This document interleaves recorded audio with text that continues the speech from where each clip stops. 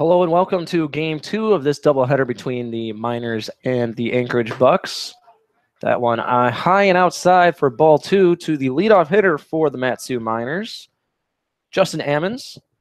Miners dropped Game 1 there 4-3. Had a couple opportunities, but that first inning grand slam set them behind for good as Ammons takes that one low and outside for ball 3, 3-0.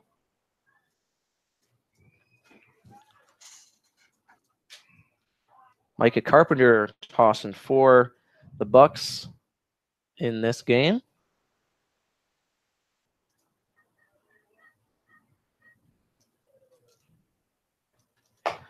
That one called for a strike, 3-1.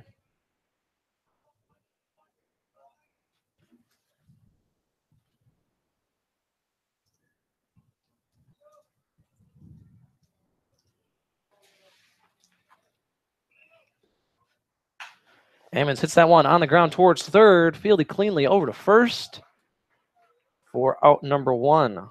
Michael Fuchs over there at third for the Bucs. Run you through the rest of the lineup for the Miners. Oscar Marchena comes to bat now. He will be playing third. Elijah McNamee is next playing left. Preston Pavlica over and right. Blake Benefield at first base. Spencer Henson, designated hitter tonight. Austin Bull at shortstop. Zach Sharpley batting 8th, playing catcher. And Brandon Chinea playing second and batting 9th as Marchena hits that one, and it'll end up in the corner. And he's going to have a stand-up double on the first pitch. So 1 on, 1 away. A nice start for the Miners here, and that brings up Elijah McNamee. Yeah, whatever he did at this wedding when he was gone last week, or whoever he talked to, whatever advice he took was working phenomenally. I think he had a couple of hits Thursday night against the Chinooks, really seeing the ball well. Obviously, just got his first hit of the ABL season, but since then he's gotten a couple more, and a nice way to kind of start things off after obviously Ammons went down on that ground out, but a nice spot to be in for Oscar Marchena. So now McNamee is up with 1 on and 1 away. Takes that one for a ball 1-0.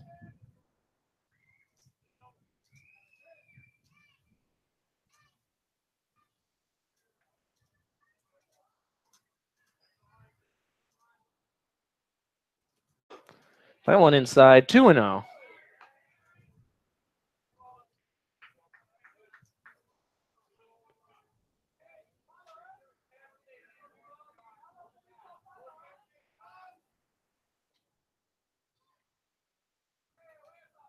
Two balls, no strikes.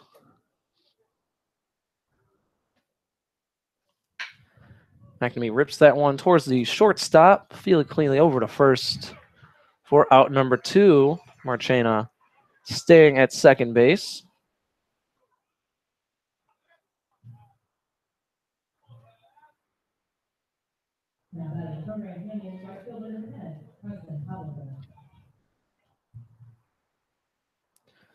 Preston Pavlica batting 4th for the Miners. Batted a lower part of the order in the earlier game today. Watches that one go by for a ball, 1-0.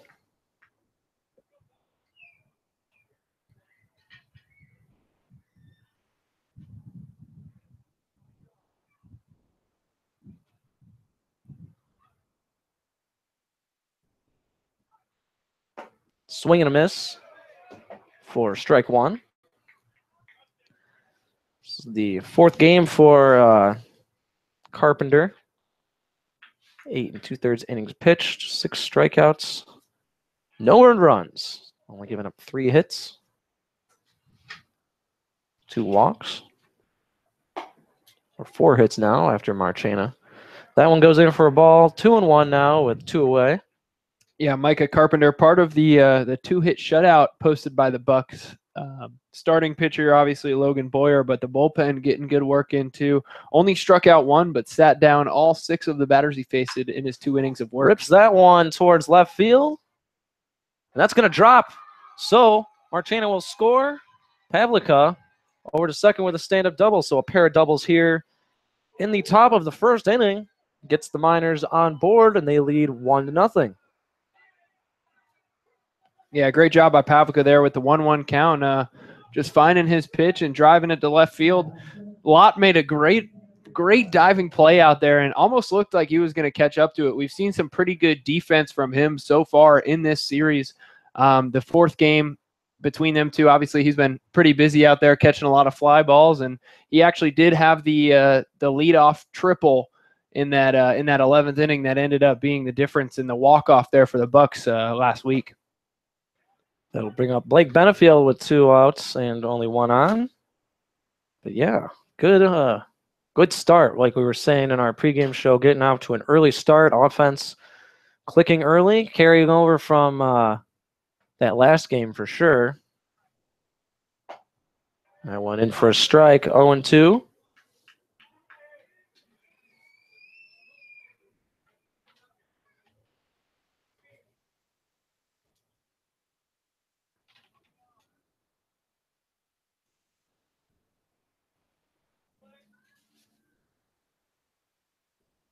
The 0-2 pitch to Benefield. Swing and a miss. Strike 3, so that does it for the Miners in the top of the first, but they score 1 and lead 1-0. We're headed to the bottom of the first. We'll be right back with your Matsu Miners baseball broadcast. Reminder, if you've not gotten your lucky ticket numbers yet, make sure you do so. You can get those from the Bucs Pirates and on the third base side. We've got a list of daily giveaways for you. Just a reminder, too, we're giving away 2 round-trip tickets to the Alaska Railroad to Seward, and you must be present to win, and those are also part of the lucky number giveaways this evening.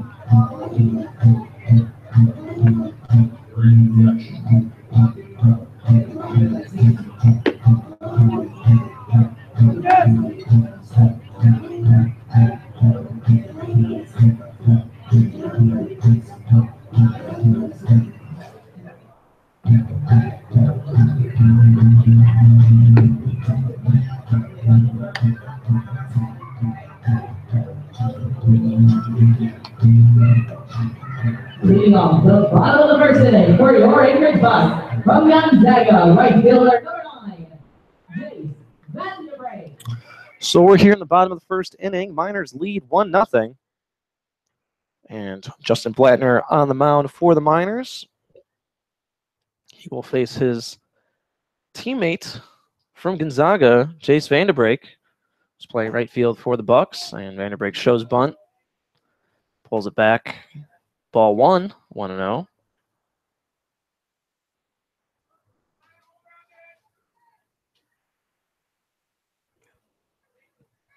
The 1-0 pitch is foul. 1-1.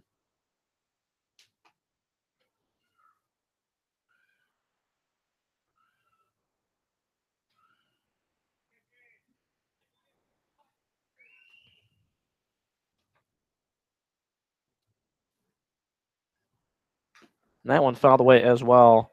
1 ball and 2 strikes to Vanderbrake.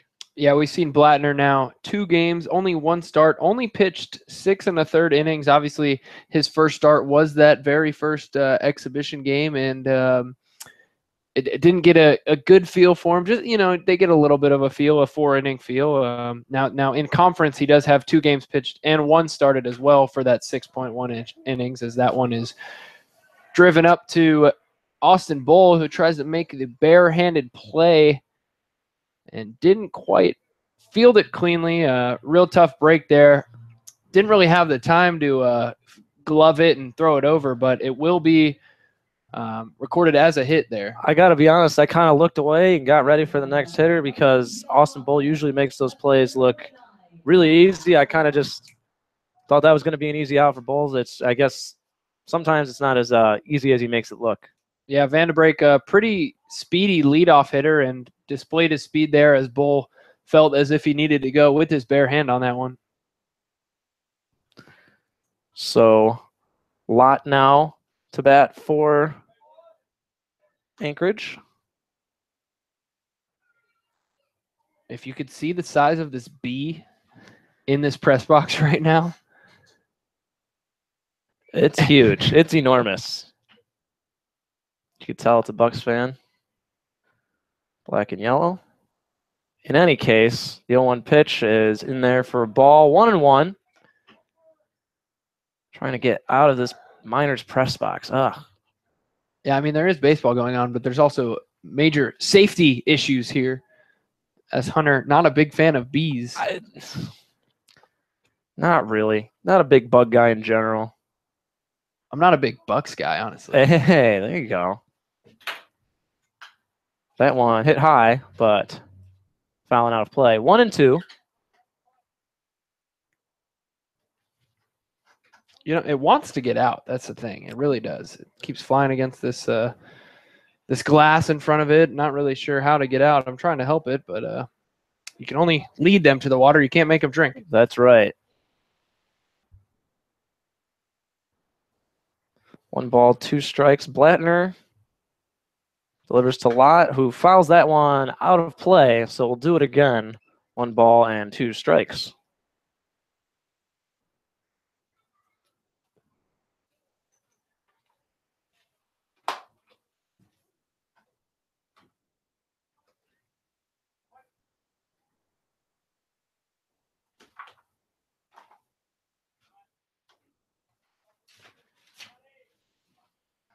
One on, none away. 1-2 pitch is outside. 2-2.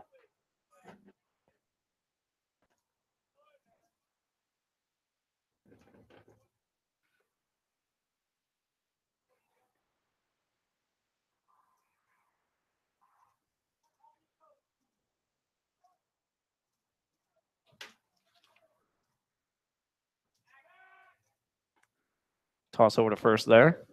Mission accomplished. We did it. It happened. And All right. no bees were harmed in the making of this broadcast. So far. If they keep pushing us, though, you know, you got to do what you got to do sometimes. Another toss over to first.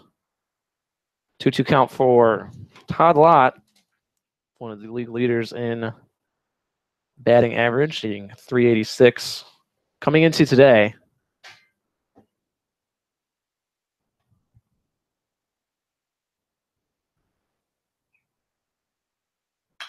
Fouls that one off. It'll remain 2-2. Yeah, as I was saying, so far for Blattner this season, 6 1/3 innings pitched in conference, 5 hits given up, 4 runs, all of those which were earned, 6 walks, and only 4 strikeouts, posting a 5.68 ERA. Not the start he wanted to get to, but I don't think that we've seen his best stuff here so far. Another toss over to first.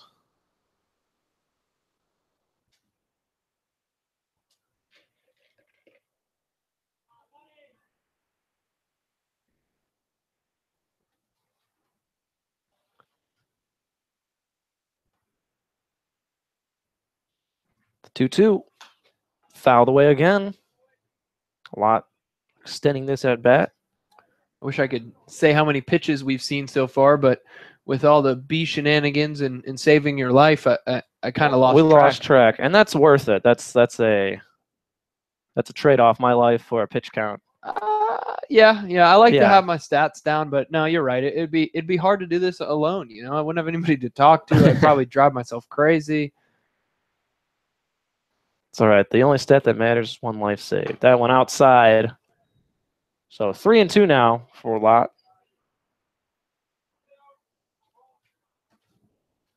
I'd probably say pitch 8 or 9 here at this at bat so far. It's a safe bet. 2 It or is a 3 safe fouled bet. off. It's been a long one. That's for sure. Seems like it's taken about 3 minutes here so far. No fewer than 4 foul balls hit. Runner goes. Throw down to second is past Austin Bull. But it will be a walk anyways. So runners at first and second. No outs, bottom of the first. That'll bring up Pete Durkay, designated hitter for the Anchorage Bucs. Nobody out. Miners do have the luxury of the lead, albeit a slim one, 1-0.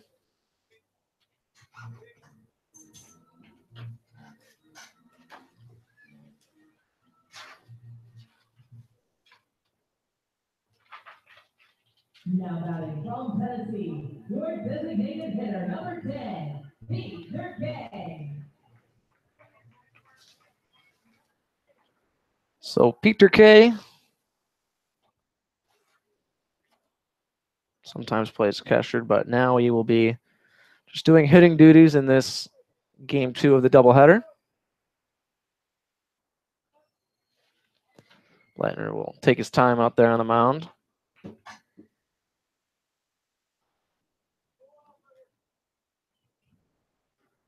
Once again, this game only 7 innings. Pitch.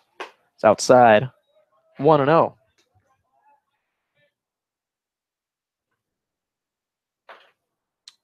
Yeah, the Miners out to an early lead for the first time. What seems like all season, they did have an early lead on the Bucs the very first time they played. Did end up losing that one in extra innings in the 11th, but had the lead going into the 7th. That went in for a strike. 1-1.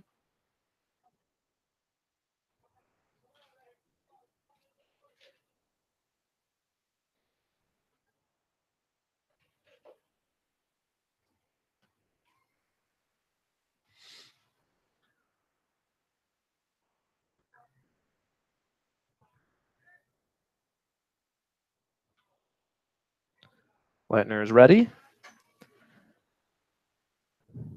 And delivers. And that one is fouled away. 1 ball, 2 strikes.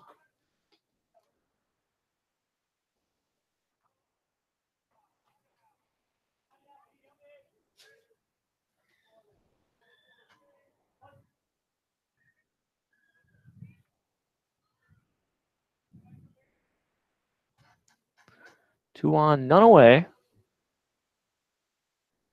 Blattner delivers. That one is inside, just misses Durkay there. It'll be 2 balls and 2 strikes.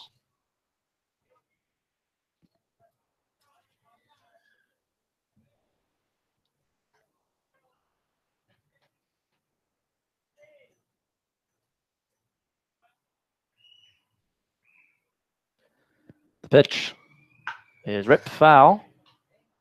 It'll remain 2-2, and already a long first inning of work for Blattner. A lot of pitches and not even any outs just yet.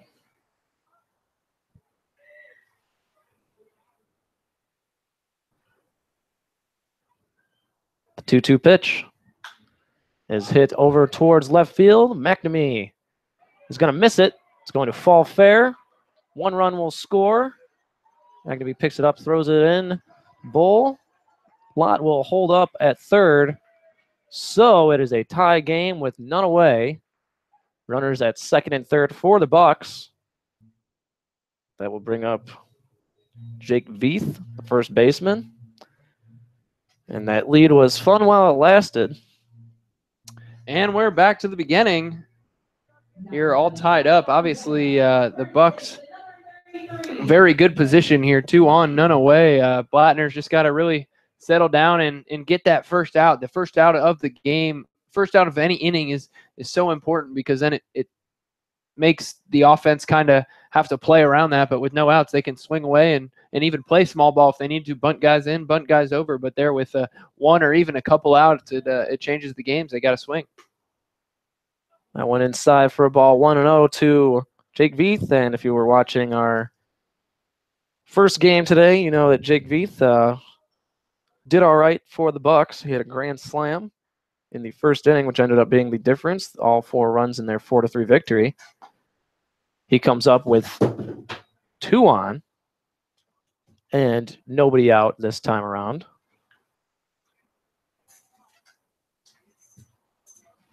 Two balls, no strikes. The pitch. In there for strike, 2-1.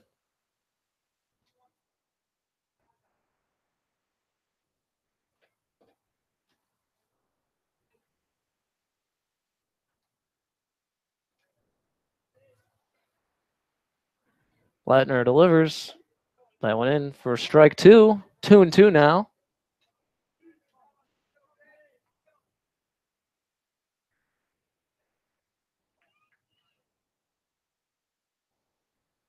Yeah, Veith with those 4 RBIs in that grand slam now puts him very close, only 1 RBI short of the league leader, which is Blake Benefield, the first baseman for the Miners.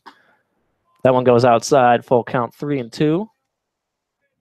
That is a pretty rough estimate, as the last game has not been fully submitted on the online data server Point Streak, and so right now he sits at 13th. I don't believe those stats 13 RBIs don't fully go through until the game is fully submitted. Blake Benefield with 18 RBIs. Blattner walks Veith there. So it'll be bases loaded and nobody out. And the game tied at 1 apiece. That brings up Ryan Williams, the center fielder for Anchorage. And a tough spot already for Blattner.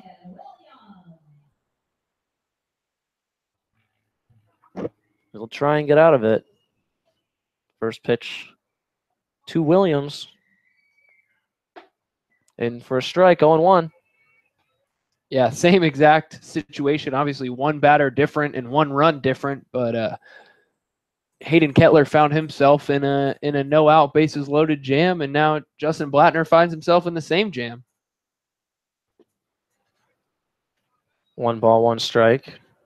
Now, the difference for Blattner is he doesn't have to face Veith, who he just walked. He's got the five hitter Williams up to bat. Obviously, the production of the Bucs, from what it seems like on the outside, is a pretty big drop off from their 1 through 4 hitters. If you can manage through them, then you cruise through the bottom half of the lineup. Obviously, every once in a while, Fishback, a pretty decent hitter for the Bucs as well. He's been doing some damage so far this season, but definitely a drop-off from the 4 to 5 guys. 1-2 count to Williams.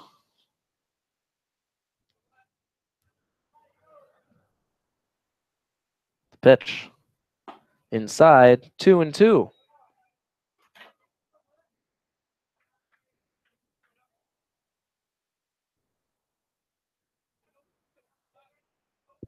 Bases loaded, nobody away. Here in the bottom of the first inning, game 2 of the doubleheader between the Miners and the Bucs. That one's hit high towards center field. Ehrmans is under it, and he's got it. 1 run will score. Todd Lott tags up for the Bucs, so they take the lead 2-1 on that sacrifice fly from Williams. Runners at first and second, and 1 away here in the bottom of the first inning in Anchorage. Now batting from Vanguard University, third baseman number 27, Michael Fuchs. Michael Fuchs heads to the plate for Anchorage.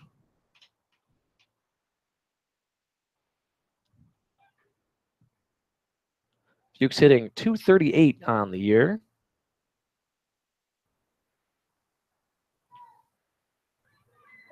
Shows bunt and pulls it back, and for a ball, 1-0.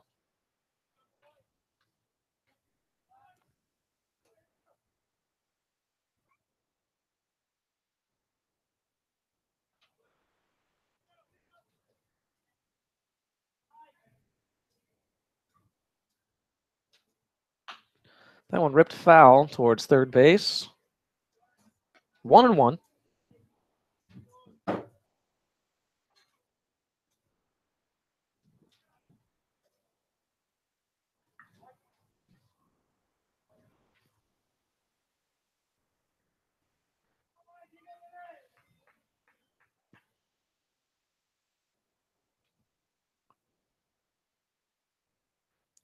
Pitch swung and ripped into left field. It's going to drop in front of McNamee.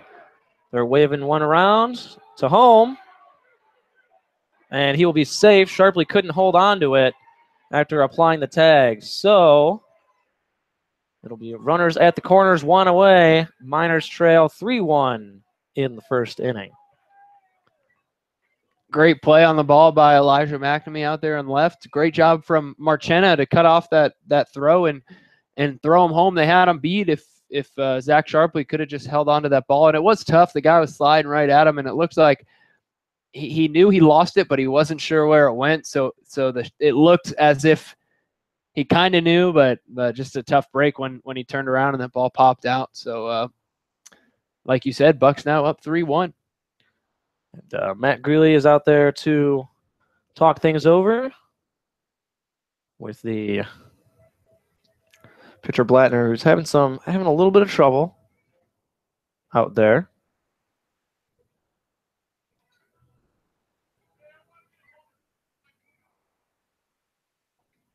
So 1 away, but only 2 on base. Runners at first and third. Blattner trying to get settled. Miners trail 3-1. Mason Fishback, the catcher tonight for the Bucs, to the plate. Fishback hitting .212 for the Bucs so far.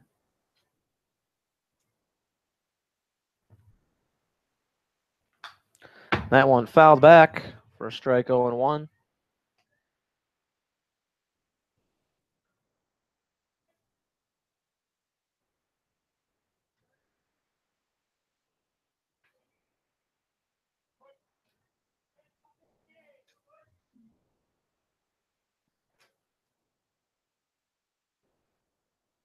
Blattner delivers. That one is chopped foul.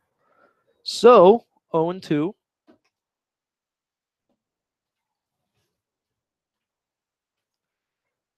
Blattner just trying to get something going here. Yeah, and ideally you get Fishback to ground out and do a double play and get your guys going on offense, getting out of this jam, but hasn't been going his way so far tonight for Blattner. Swing and a miss. And then a throw down to first. Runner was safe, so it'll be a strikeout. Blattner.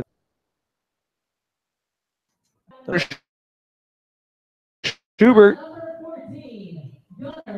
shortstop for the Bucs.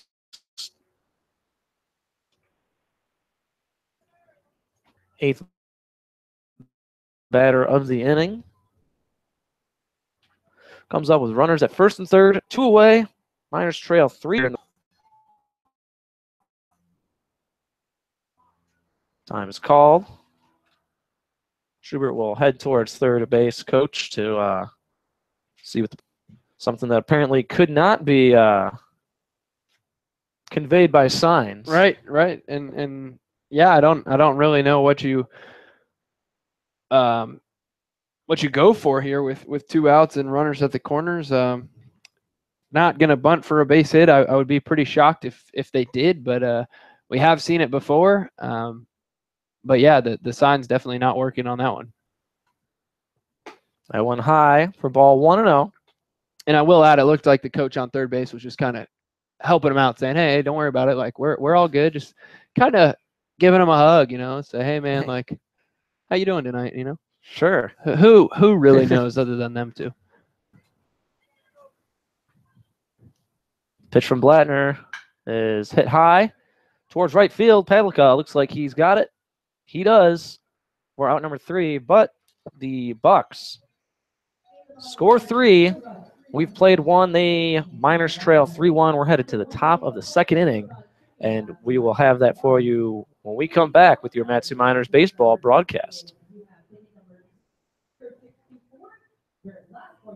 You've got yourself a certificate to Dave's Family Restaurant. You can stop by the Bucs souvenir stand to claim your prize.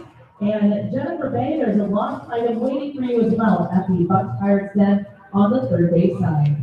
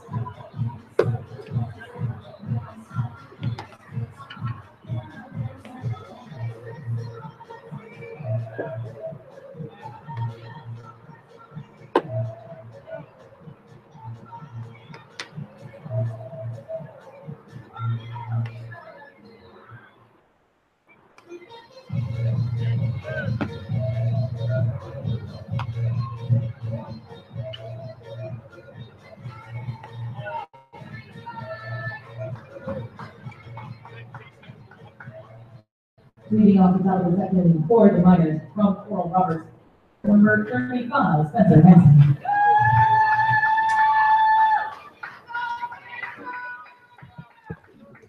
Welcome back to Anchorage. Hunter Warning and Troy Wisniewski on the call here. Trail 3-1. And most of this doubleheader goes over the head of the catcher for a ball all the way to the backstop, 1-0.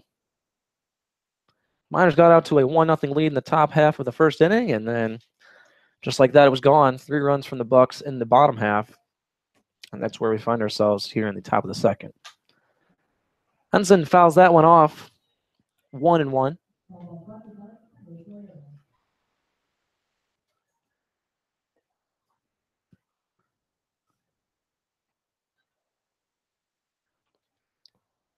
Wind blowing a little bit from right to left. So that one is high. 2-1.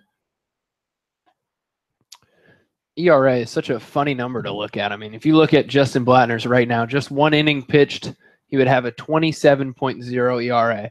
You take that number that they gave up and multiply it by 9. Unbelievable. Yeah, with 1 inning, you would just multiply 3 by 9 and 27. Not the best start. That's a bad night. Yeah, you know. If you got an ERA of 27, but yeah, sub 3. That's what you're looking for. Sub 27, also ideal. Yeah, I would say but so. He'll settle down. I'm not too worried. Room to improve as that one is fouled back. Count is 2-2.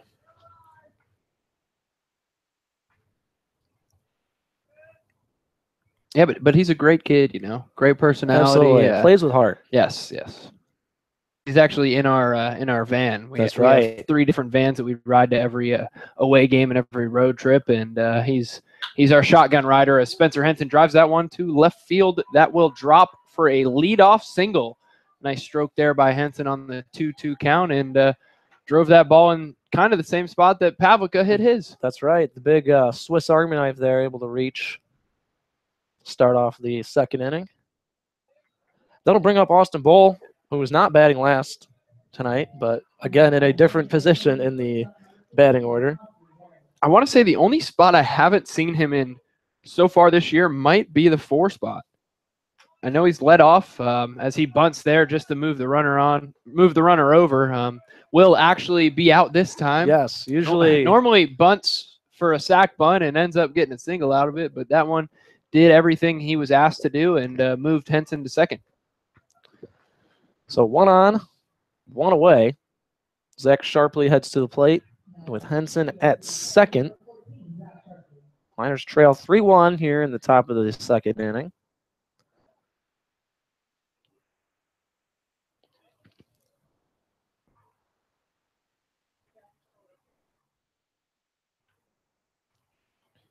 Pitch from Carpenter. Goes for a ball, 1-0.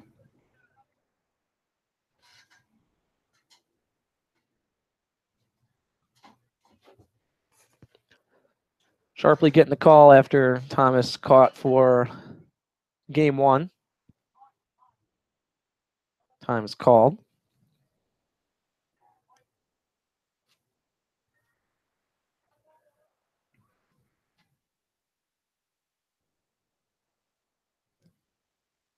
Hitting .222 for the season. Takes that. Looks like a balk call there. So Henson advances to third base on the balk. And there's runner at third, one away for Sharpley. 1-0 count. Yeah, I didn't even see the balk. I was looking at Sharpley's season stats, batting .222, like you mentioned. He rips that one towards shortstop, and that one will go to first, and Sharpley will be out, but Henson scores. So that balk looming pretty large now as the deficit is cut to 1. Miners trail 3-2 here in the top of the second. Yeah, Sharpley before that, only 3 RBIs. Now he got his big number 4 on the year. Like we said, batting .222, only with 18 at-bats. So still a long season for him as he's only been up 18 times. That one goes outside to Brandon Chinea, 1-0. Nobody on now, 2 away.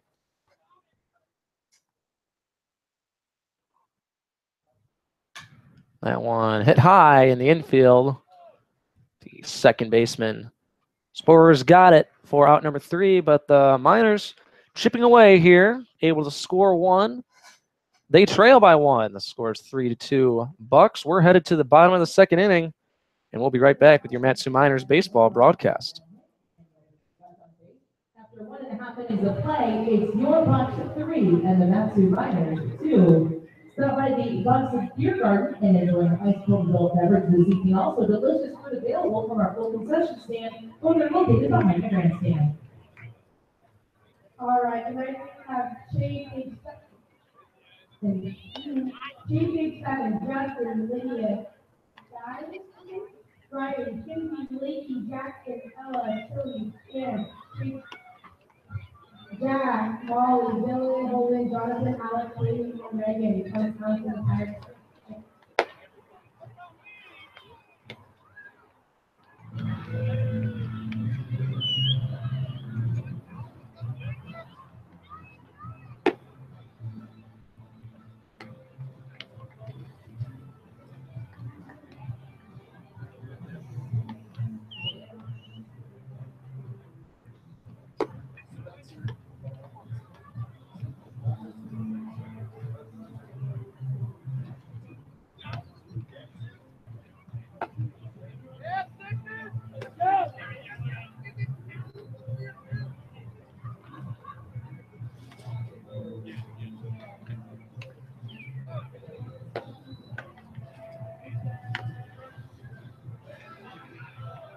Leading off the bottom of the second inning for your Anchorage Bucs from UC Riverside, second baseman number 3, Cody Sporer.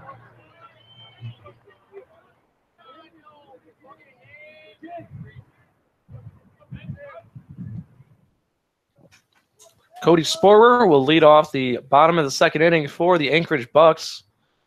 Blattner throws that one in for a strike, 0-1. Miners trail 3-2. Scored in both innings so far at the plate. Blattner throws that one. Blows past Sporer for strike number 2.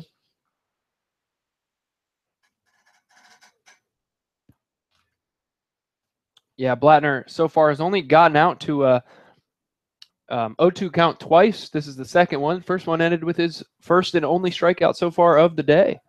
That one outside, 1-2, and you hope to see, if you're the Miners, that Blattner kind of settles down after that big inning. Often like Kettler did in that first one. Now we didn't see Kettler very long, as that one's hit high into shallow center. Ammons calls everyone off, and he's got it for out number 1. But the pitching really calmed down there after that first inning, and it was smooth sailing defensively from there on out. Yeah, and Monahan did a phenomenal job coming in there in the third inning and going the distance. Obviously, didn't end up with a win. The Miners didn't, but I mean, asking your reliever to go 4 innings is a pretty big deal. Even Cutler was looking better in that second inning, and you obviously we'll never know how he would have fared the rest of the game, but it was good for him. He went a better second, so we're hoping to see that out of Blattner here. Kind of calm down. You hope not to tap into those relief pitchers early like you had to do in that first game, and that one's in for a strike. Count is 1-1.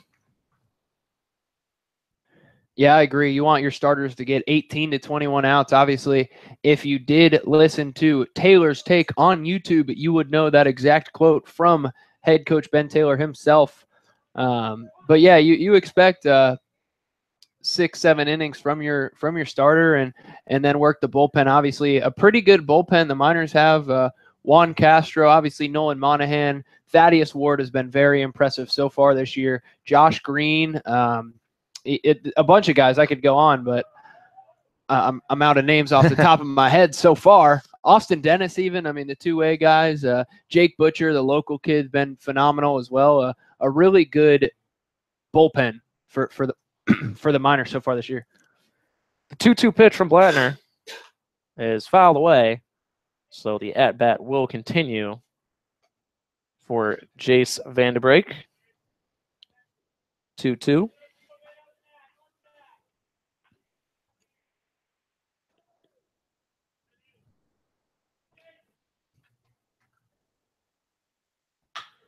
That one hit towards second. Chenez got it over to first for out number 2.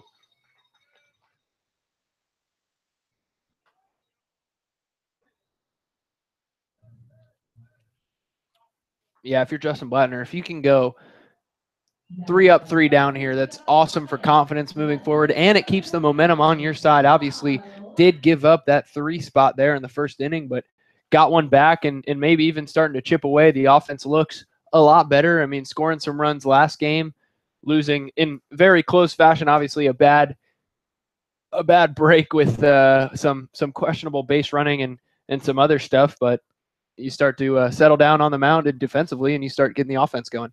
That went in for a ball, 1-0, and yeah, that momentum it's definitely carried over into this game offensively.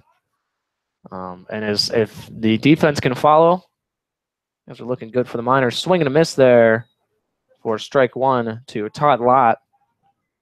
1-1 the count.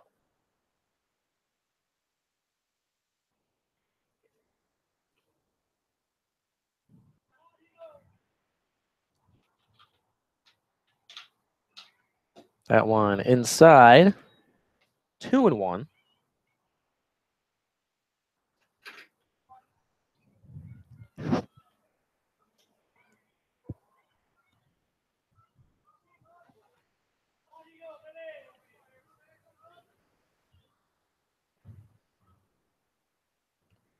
That one ripped towards the shortstop. Austin Bull fields it and over to first for out number 3. So a much cleaner inning from Blattner there to end the second. We head to the top of the third. Miners trail 3-2. We'll be right back with your Matsu Miners baseball broadcast.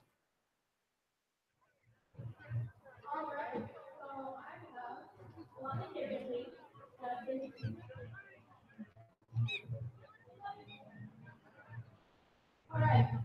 Yeah, a lot of kids.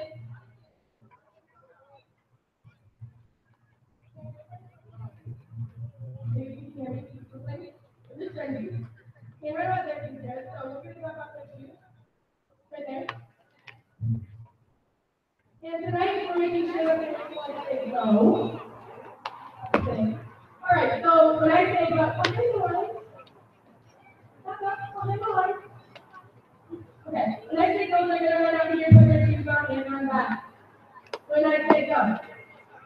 On your mark. Get set. Go.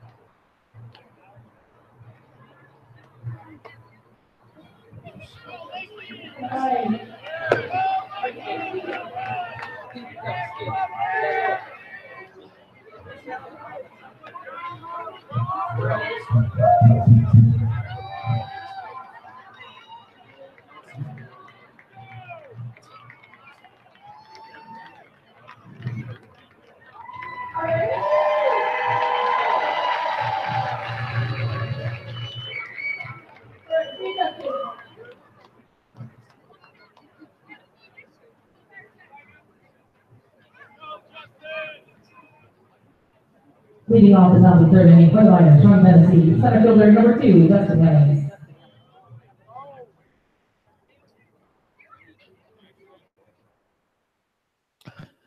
And we're back here in Anchorage. Hunter Warning, Troy Wisniewski. Top of the third inning. The Miners trail 3-2. Top of the order due up here, though. Justin Ammons at the plate. Grounded out in his first at-bat. That one outside, 1-0.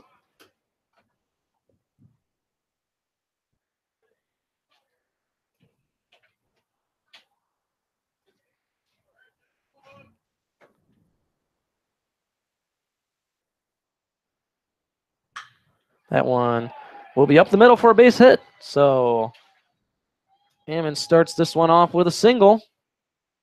Oscar Marchena to the plate. 1 on, none away.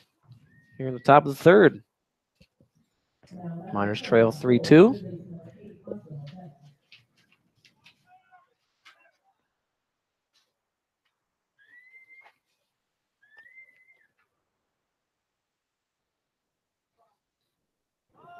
Marchena shows bunt, pulls it back, but takes that one for a strike. 0-1.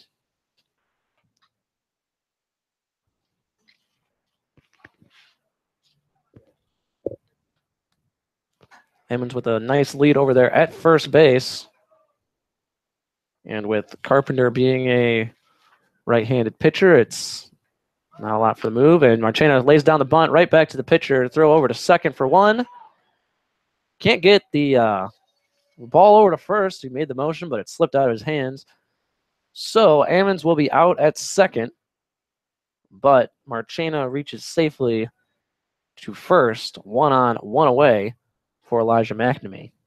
Yeah, not a good bunt at all by Marchena. Didn't put it right back at the pitcher. Not even a slow roller, just kind of dribbled it right back to the pitcher, and the pitcher could turn around and get Ammons over there at second. Thankfully, the shortstop on the release did drop the ball. Obviously, Ammons out, but Marchena gets in safe to first. McNamee rips that one into left center field. And that's gone. That is a home run. Elijah McNamee hits a 2-run shot into left center field. And just like that, Miners on top, 4-3 here in the top of the third inning in Anchorage. And we talked about that a little bit. McNamee, really, I was really excited for him. I mean, an SEC power. They made it the Super Regional. Really plays phenomenal defense. Has a great arm out there. Obviously, we saw that earlier. If Sharpley would have held on to that tough ball, McNamee would have been credited with the putout. I mean, the kid can flat out ball, and we finally see that. Obviously, his bat's been up and down. He's only been here for maybe 4 or 5 games, only played in those, but that one really got a hold of it and took it for a ride. Ooh, these Doritos catching up to me now. That's all right. You get a chance here. We got Preston Pavlica to bat. Miners lead 4-3. Takes that one for a strike, 1-1.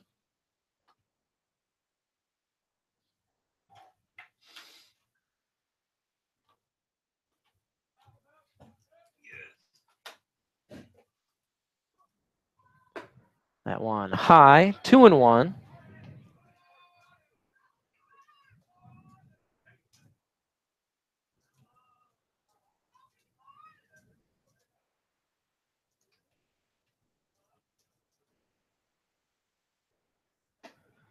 3-1 now.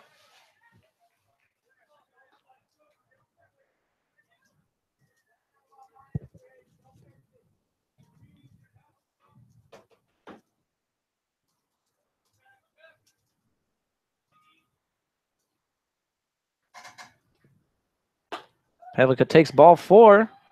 So after a 2-run homer from Elijah McNamee, Pavlica takes the walk. And that brings up Blake Benefield with 1 on and 1 away. Another home run candidate at the plate.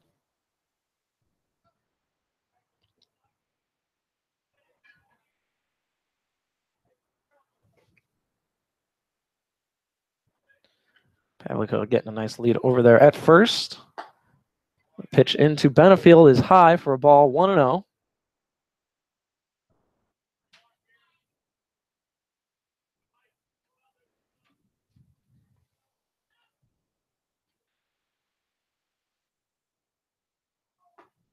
That one called for a strike, 1-1.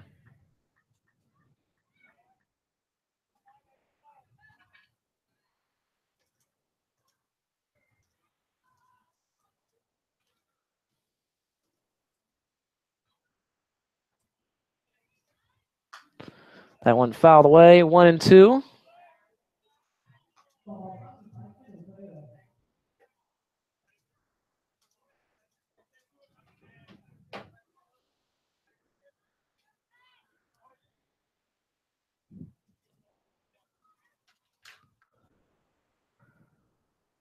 The 1-2 pitch is fouled back, and it'll stay 1-2.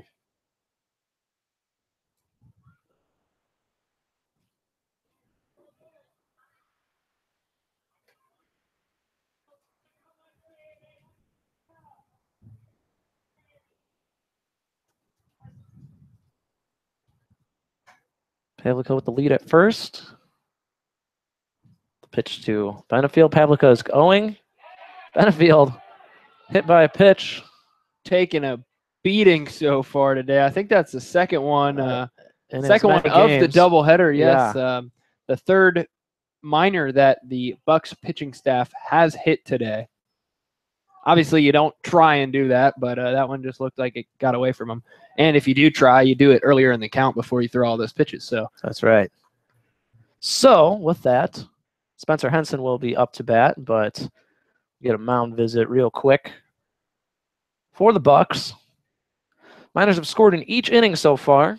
1 in the first, 1 in the second, and 2 here in the third, thanks to an Elijah McNamee 2-run homer. For the Miners right now, runners at first and second, and only 1 down for Spencer Henson, who singled in his first at bat.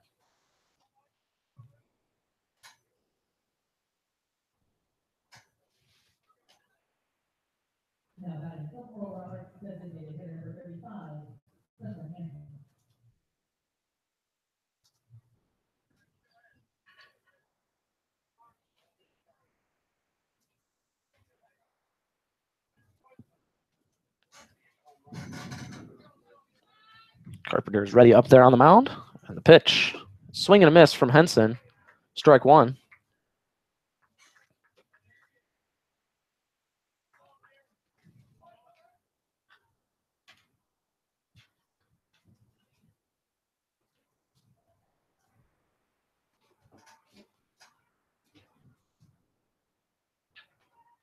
Fouled away. 0-2 for Henson.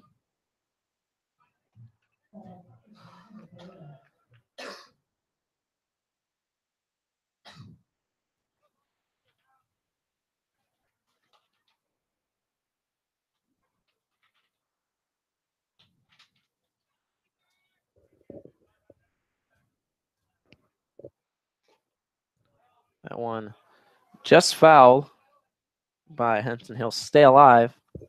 Count is 0-2.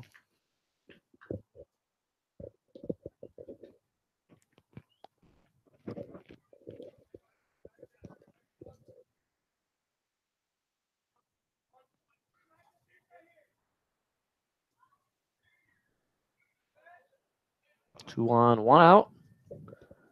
Top of the third, Miners lead 4-3. Time is called by Henson there at the plate.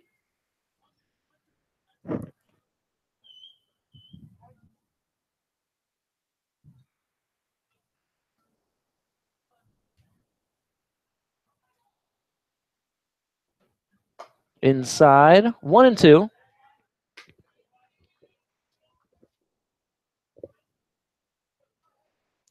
Are you careful here on the base paths if you're Blake Benefield this time around? Yeah, obviously it was tough for him at second to really locate that ball and see where to run. Austin Dennis had a better read, obviously, there because he was at first base and he was running towards the action as that ball went field fence. Benefield kind of held up a little bit, and Dennis was just on his tail, and it made the call and the decision from BT at third base tough. I mean, it was really the only option he had was to send Benefield and hope Austin Dennis stayed at third. So as Benefield went home, Dennis went back to third. So real tough. Pavlik off and running, takes third, but Henson strikes out. It will be first and third. And Austin Bull to the plate.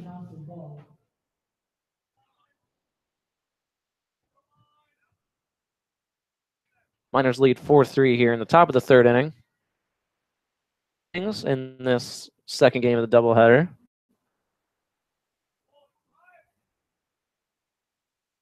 Sun starting to go down here in Anchorage. That went in for a ball, 1-0.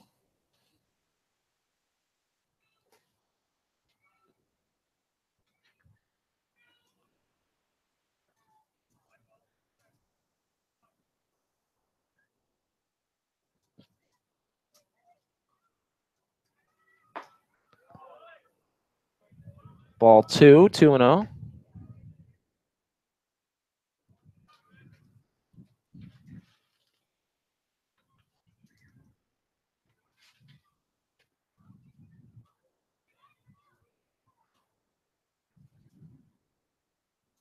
First and third, 2 outs.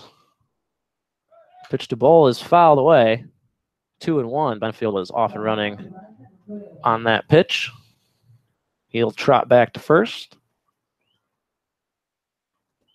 2 balls, 1 strike, 2 Bull.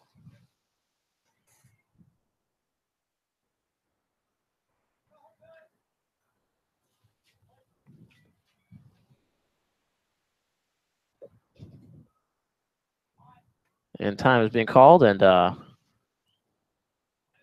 looks like Fishback is going to get things in order in the infield there.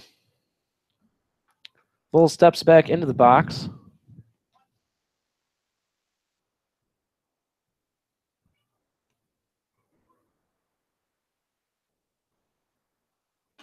That one outside. 3-1 now to the shortstop.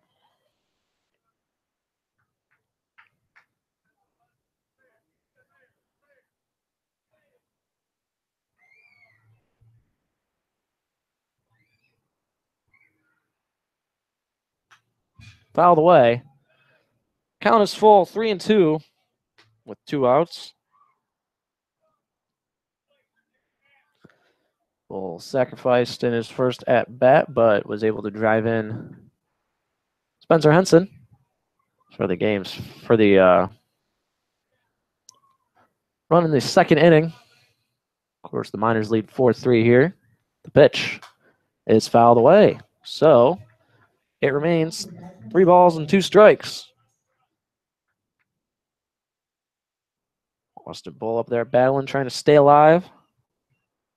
Get that insurance run as the Miners are all too aware. Very important. Yeah, no lead is safe here in the ABL, especially with the Bucs. They can score a lot and they can score fast. Obviously, they can add grand slam to their resume. But yeah, you can't really be comfortable with anything less than 4 or 5 runs. Probably 5 runs, honestly, the most comfortable lead. Definitely not a 3-1 lead, as we found out last year in all sporting events. And that one is ripped into center. That'll be a base hit. So Austin Bull with a RBI single. Benefield over to third. And Pavlica scores 5-3 Miners here in the top of the third inning. That one coming with 2 outs. So that'll bring up Zach Sharpley, the catcher, with runners at first and third, 2 outs, and his team ahead by 2. Yeah, Sharpley so far does have 1 at bat, did ground out, but did have that RBI ground out as he scored Henson. We talked about how important that balk was, and that balk moved Henson over to third, and then Sharpley with the RBI ground out. The best form of ground outs. That's right. That's what you're looking for. And that one is in for a ball, 1-0.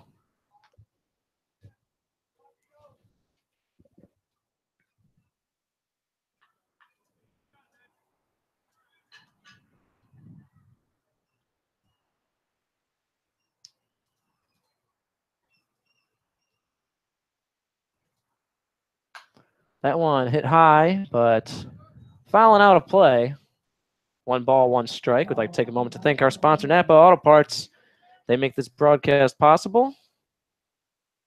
So thank you to them. You can visit them at any of their locally owned places in the Mat-Su Valley, Palmer, Big Lake, Wasilla, or you can visit their website at www.napaalaska.com. That one fouled away as well. 1 ball and 2 strikes for Sharpley with 2 away and 2 on. Top of the third inning. Miners ahead 5-3.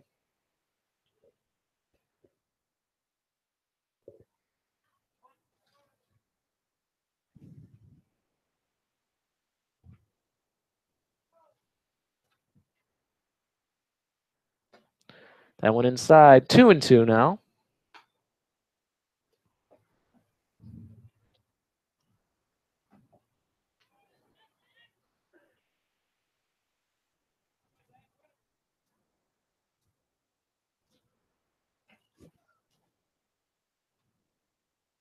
Swing and a miss. Strike 3. However, the Miners tack on 3, and Elijah McNamee 2-run homer. And an Austin Bull RBI single puts them ahead 5-3. We're going to the bottom of the third inning, and we'll be right back with your Mat-Su Miners baseball broadcast. You've got yourself a certificate to McKinley's. Stop by the Bucs souvenir stand and claim your prize.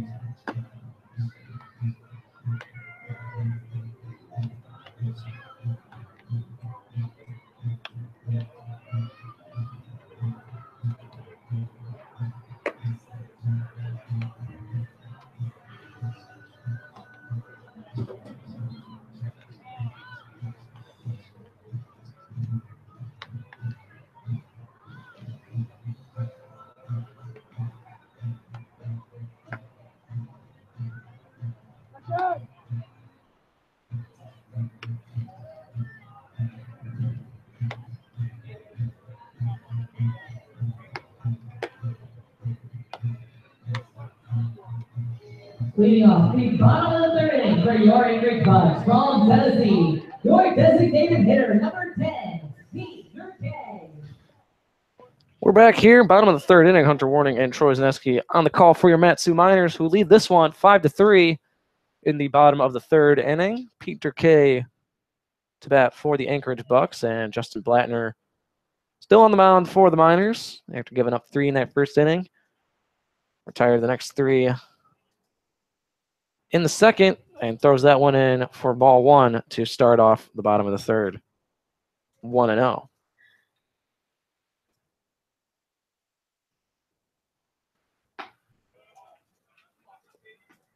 Two 2-0 now.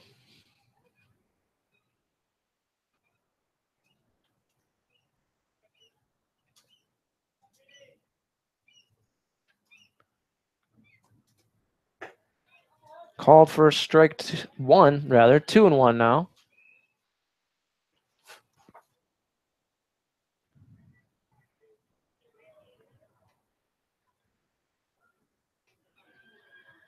Pitch. In for strike two. 2-2 now.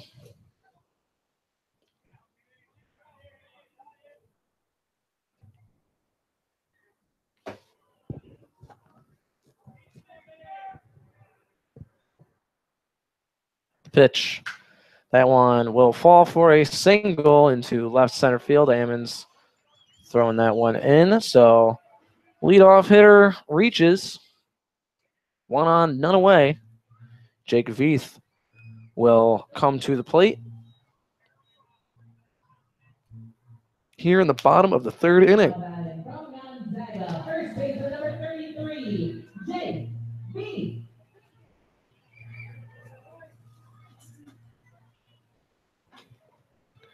Veith reached on a walk in his first at bat.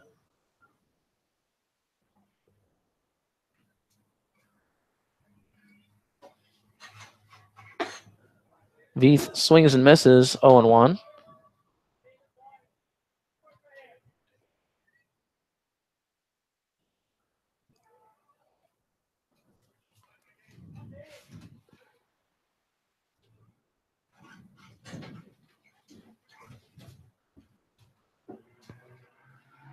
Blattner looking towards first, delivers. That one goes for a ball, 1-1.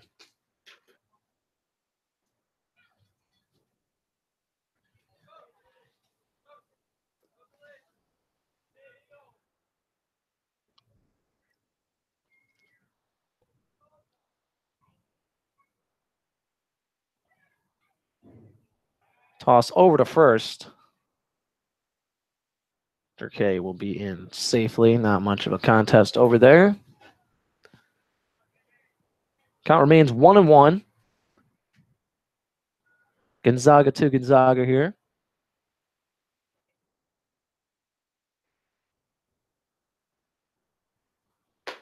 Outside, 2-1. Yeah, they don't like to admit it, but definitely a more important strikeout or at bat here for either guy. They want to get at their friends and have some fun. That way, when they get back to school, they can have bragging rights and talk some smack. I mean, that's fun. That's what baseball is. That one ripped into foul territory over by left, so the count will be 2 balls and 2 strikes. Yeah, Jake Veith, a junior now at Gonzaga. Only his first year, did come from a community college.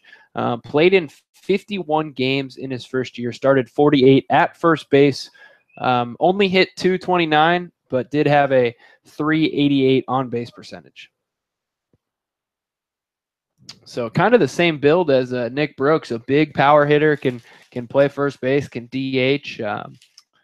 But some strong swings there for Veith as he goes down swinging. Too strong a one there, I think. So out number 1. Here in the bottom of the third. 1 on for the Bucs. That will bring up Ryan Williams. Yeah, Blattner, pretty mellow guy there on the mound. But if I were Justin Blattner, I'd be sending Veith a text after this. Say, hey, remember when I sat you down? And obviously, he can come back saying, hey, remember when I took your buddy deep for a grand slam? So a lot of fun here. Pitch to Williams is outside for a ball, 1-0.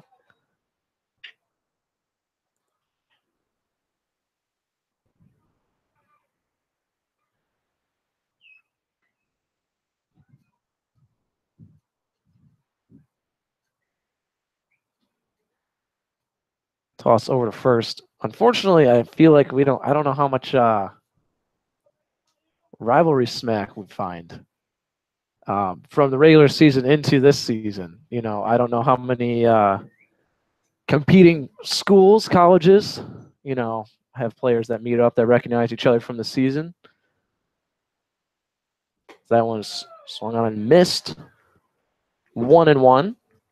Yeah, I know exactly what you mean. We got guys from all over almost, from all different sorts of conferences, big schools, small schools, community college. I mean, all here for one reason. But and the one thing I will say about having a teammate on an opposing team is it's fun because you want your guy to succeed. I mean, they're friends. Like first and foremost, they're friends. You want to succeed, but when you're going head to head, man, I want myself to succeed more than you do. Planter throws that one for a strike 1 and 2.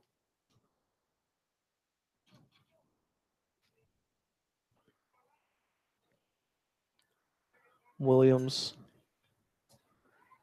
had a sacrifice fly for an RBI in his first at bat.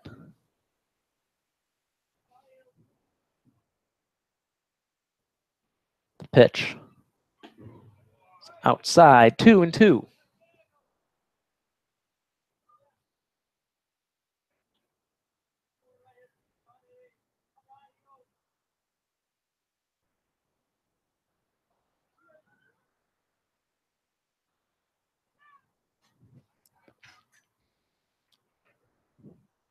The lefty delivers. That one hit high and deep into left center field. McNamee's going to play that one off the wall. Throw in, and Durkay will be held up at third. So Williams with a stand-up double. No RBI. Second and third, one away. And that will bring up Michael Fuchs.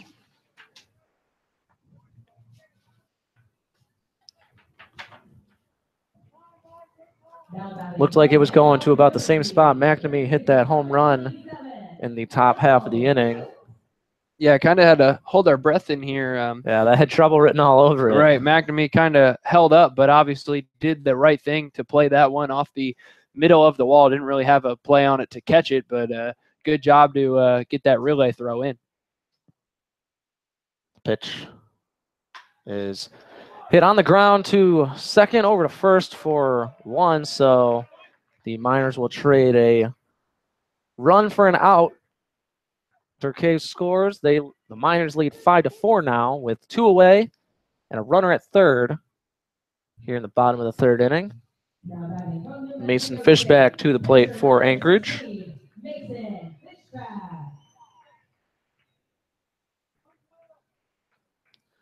That's the fundamentally sound play.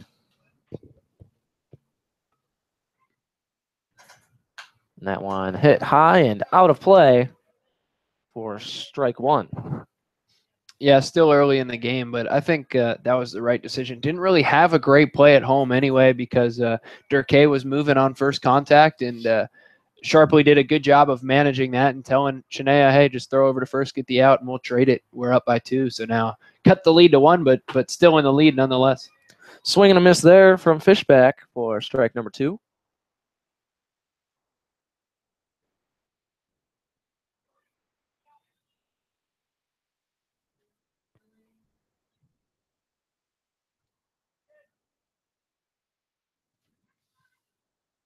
The 0-2 pitch is high for the ball. 1 and 2.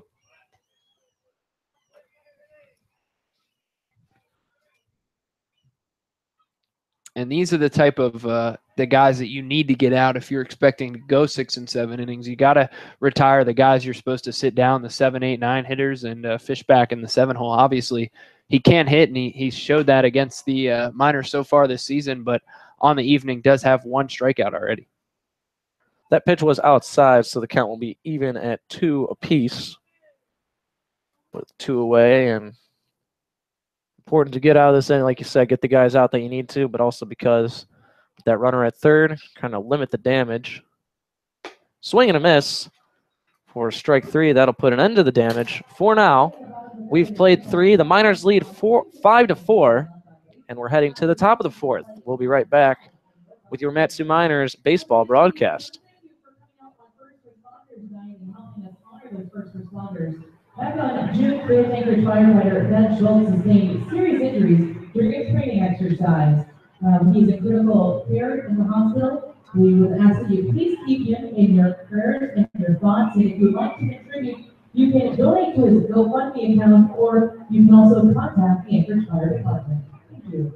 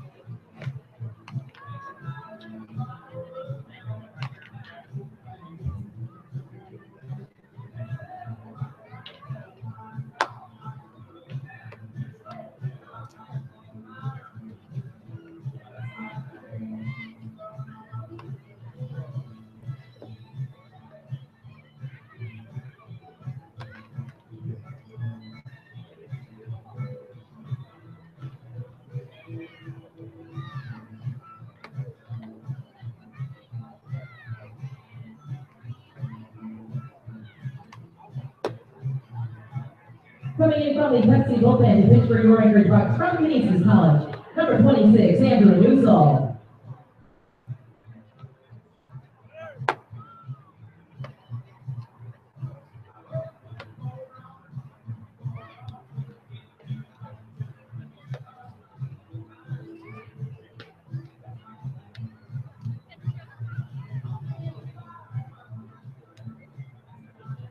Leading off the top of the fourth inning for the Miners from Tennessee, second baseman number 5, Brandon Dan.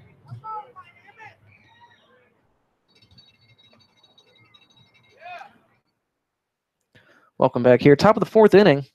Hunter Warning and Troy Zneski on the call for your Matsu Miners, who find themselves ahead in this one. They lead 5-4. Brandon Chinea lays down a bunt. It goes foul for strike number 1. That pitch came from a new pitcher for the Anchorage Bucs, number 26, Andrew Newsall, who actually pitched in relief in the game previous to this one in the doubleheader. 0-1 to Chinea. Here in the top of the fourth. Swing and a miss for strike 2.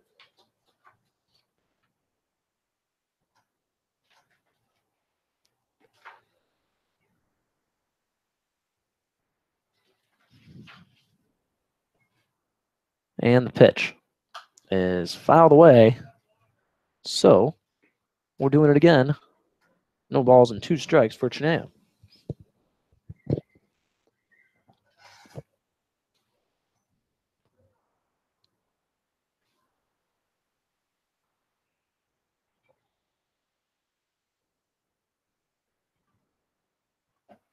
That one ripped towards right field, but it will be caught by Vanderbrake for out number 1. So none on and 1 away for the leadoff hitter, top of the order, Justin Ammons. Ammons so far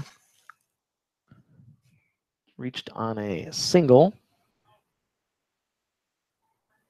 This last time up, he's 1 for 2. Yeah, did have that leadoff single there in the third that kind of got things started. Obviously, he did get put out at second base when Marchena failed to move him over with the sac bunt, got him kind of into a fielder's choice put out, but it was his bat that started it, as he does it again right there. First pitch, drives it up the middle. That will go towards center field, and Ammons is on once again. Now 2 for 3 on the night with 2 singles. Newsall had to get out of the way of that one, coming right for his face there.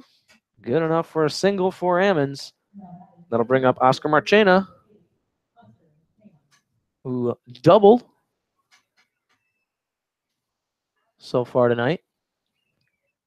1 on, 1 away. And he hits that one. It'll be right to the second baseman, who flips to shortstop for 1, over to first for the second, and that'll be an inning-ending double play. So a quick top of the fourth inning for the Miners, but they still lead.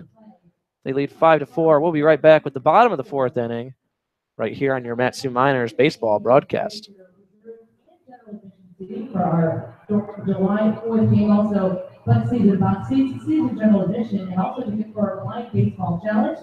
Visit the Bucs website at AnchorageBucs.com for scheduled rosters, stats, and more. Make sure you like the Anchorage Bucs on Facebook.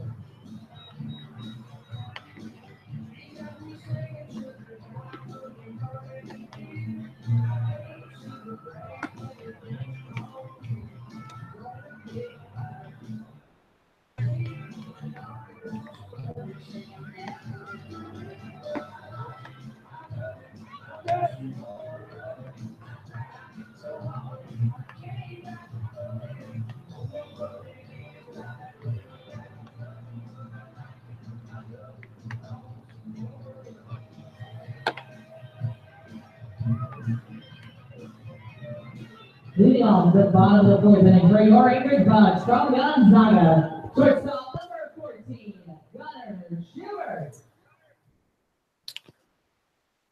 Welcome back. Bottom of the fourth inning, Miners lead 5-4. Justin Blattner still on the mound for the Matsu Miners. Facing Gunnar Schubert, the shortstop for Anchorage, to start off this here. And that one is bunted foul down the first base line for strike number one. A lot of oomph on that bunt there. Shot down that line. Yeah, and 2 nights ago we saw your first, I was there to witness it, your first foul ball bunt, was it? That went Foul over ball that went bunt over that the went fence. out of play. Yeah, out of play Yeah. over the fence. Unbelievable. So that one had some oomph as well there Yeah. yesterday.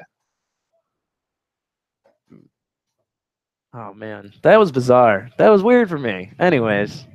No, I believe it. I wasn't, Yeah. wasn't mocking, just happy to be a part of it Yeah. and a journey together. No one else I'd rather share with. That one goes way outside, passed sharply into the backstop for a ball 1-1.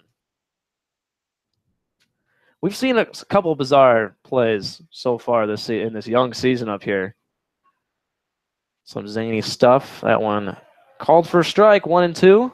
Some interesting double plays. A couple nights ago, the one at home included Rainer Osmus with the put out. Yeah, just some fun, good times, man. Good times. That one will be ripped into left center field. It's going to make its way all the way to the wall. It's going to be at least a double, looking like a triple for Gunnar Schubert. So a leadoff triple to start this bottom of the fourth inning for the Anchorage Bucs. 1 on, none away. The tying run 90 feet away for Anchorage. That brings up Cody Sporer for the Bucs. Sporer flied out in his first at bat. Now batting from UC Riverside, second baseman number 3, Cody Sporer. And another tough situation for Blattner here.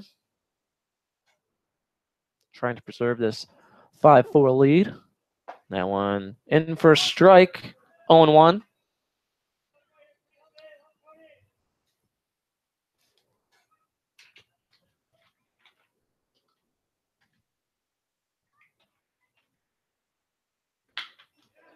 That one is ripped into left field. McNamee has caught it, and it will be a sacrifice fly. That run will score, and it's a tie game, 5-5 here in the bottom of the fourth inning in Anchorage. Yeah, McNamee knew he didn't really have a play on that one at all.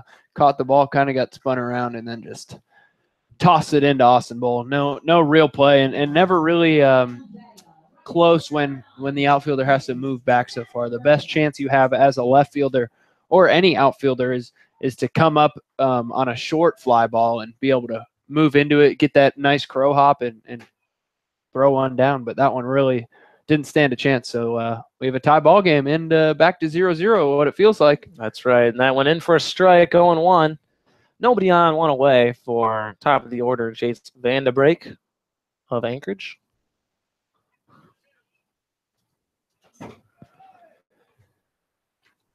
Miners trying to avoid the doubleheader sweep as they dropped the first game 4-3. That went in for a ball 1-1.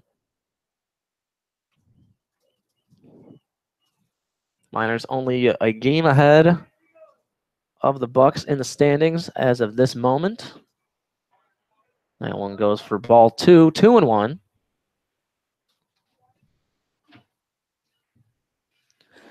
Bottom of the third in Kenai, the Oilers lead the Pilots 2-0. Pretty funny stuff if you look at the scoreboard out there in right center, as that one is ripped right past Chinea. Just kind of got under him. Chinea looked pretty upset with that. A tough play, didn't hop. You kind of really get one guess with the hop, as skipper Ben Taylor will be coming out here to talk to Justin Blattner, and it looks as if we may have a pitching change coming up. We will keep you posted, obviously, head to break if that is the case. But yeah, it's funny if you look at the. I'll get back to that after this. We do have a new pitcher coming out for the Miners. We will be right back on your Matsu Miners baseball broadcast.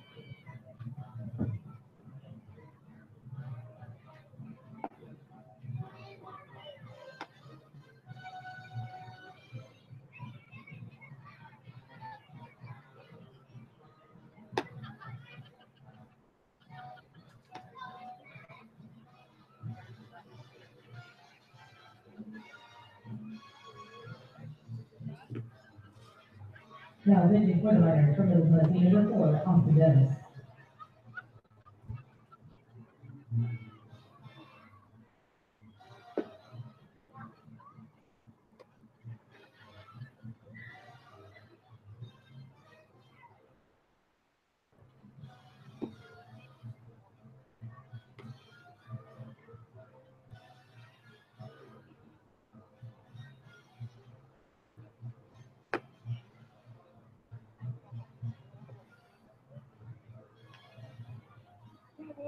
Now batting for your Anchorage Bucs from the Louisiana Lafayette, left fielder number 29, Todd Watt.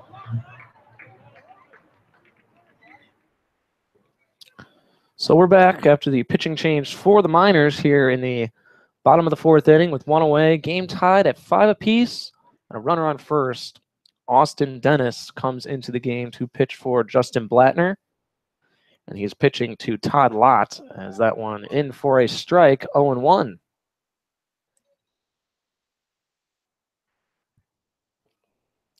Dennis has a handful of pitching appearances this season.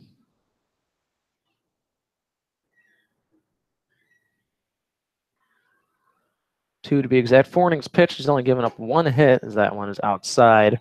1-1, 2 walks, 3 strikeouts. Not bad for spot relief moments.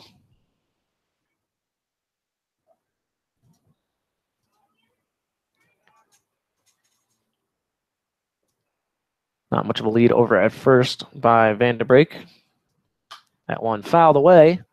1 ball and 2 strikes for Lott.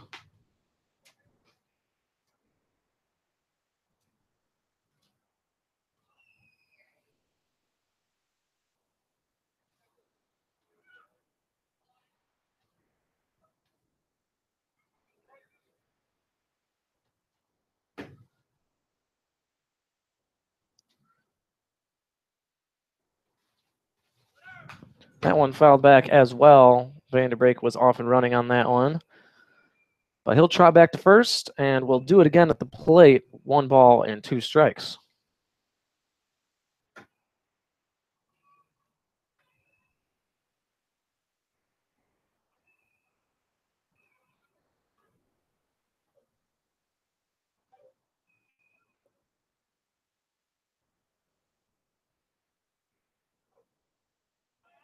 Toss over to first. Van de Breek will be in safely.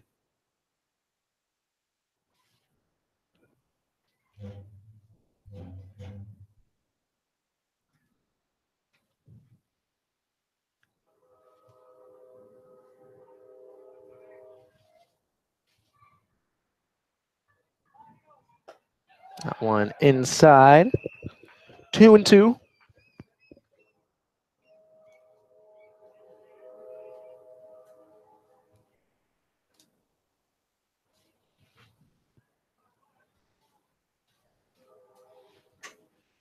Lott on the evening, 0 for 1, did have the walk and run scored there in the first inning. And we're here, of course, in the bottom of the fourth as Dennis tosses that one over to first. Tied at 5 apiece. 7 hits for both sides as well.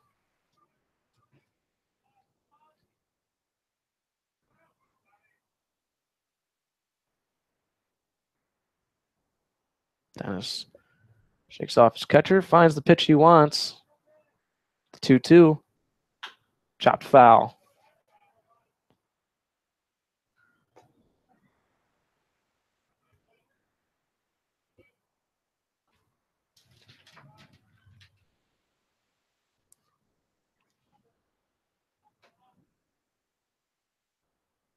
Now, even though these doubleheaders aren't 9 innings apiece, it is nice to have those two-way guys for situations like this where you don't want to burn out another pitcher in relief. You got a position player who, as we saw, he played second pretty well for game 1, and here he is now in game 2, pitching in relief. Yeah, not much that we haven't seen Austin Dennis do.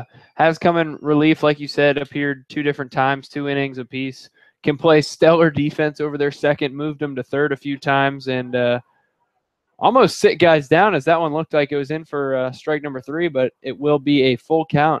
But yeah, I mean, we saw the long ball from him there in Kenai, and here just comes in relief and hopefully gets the job done for the Miners. But yeah, it's definitely a blessing to have guys that can go 2 ways. Austin Dennis, Spencer Henson, a couple of those guys.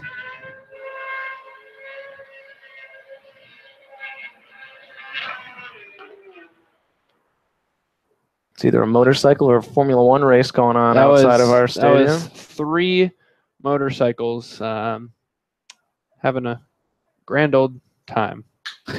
That one chopped towards third. Over to second for 1. Over to first. And Lott will be safe. It was a close call there, but Lott will be safe. You get the lead runner, Vanderbeek. So 2 down. Runner at first base. Peter K will head to the plate for Anchorage. Yeah, if Marchena fields that cleanly and gets it out right away, we're looking at the end of the 4th inning, but did get the lead runner and focused on that, at least getting that out. And Chinea a little upset with the way things went. Thought he made the throw over in time, but Speedy Lott was there before the ball got there. That one in for a strike to Durkay from Dennis.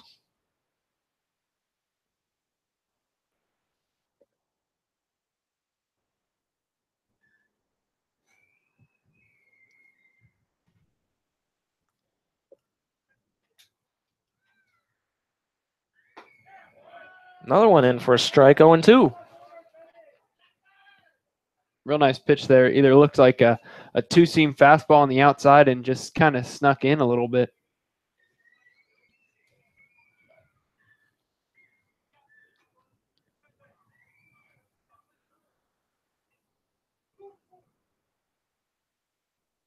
Pitch fouled away. We'll do it again, 0-2.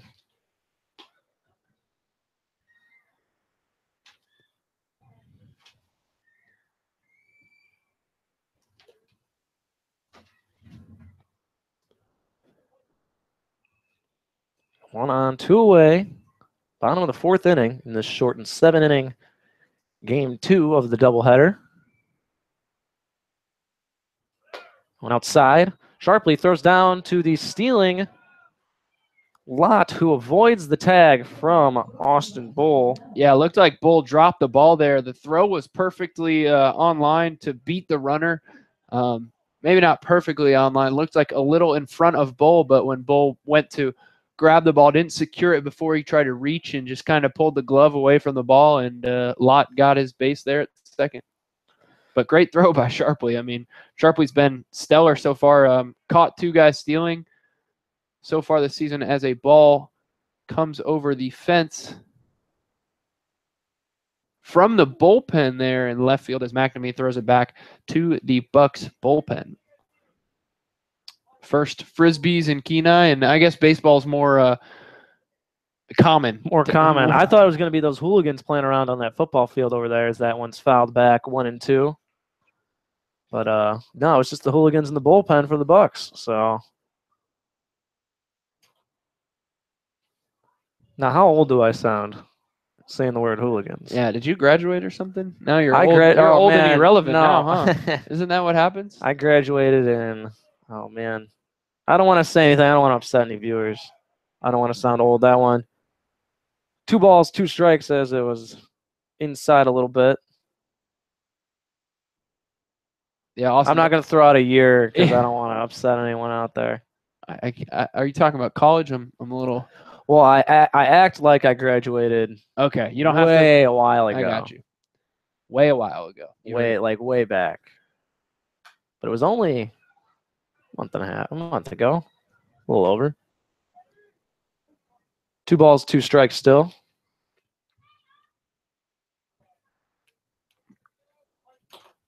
Yeah, Austin Dennis not too happy with that inside pitch. He was happy with his pitch, not too happy with the call that was made. Kind of lined it up with his hand to see if that was in fact a strike, in which he thought it was, Sharpley thought it was, and most of the Miners dugout thought it was. And that one goes outside, so it'll be a full count now. 3 and 2 with a runner at second and 2 down. Dennis trying to get out of this start to his outing unscathed. Keeping it at a 5-5 tie here in the bottom of the 4th. And that one fouled away, so the at-bat continues for Pete Durkay. He and Austin Dennis battling it out.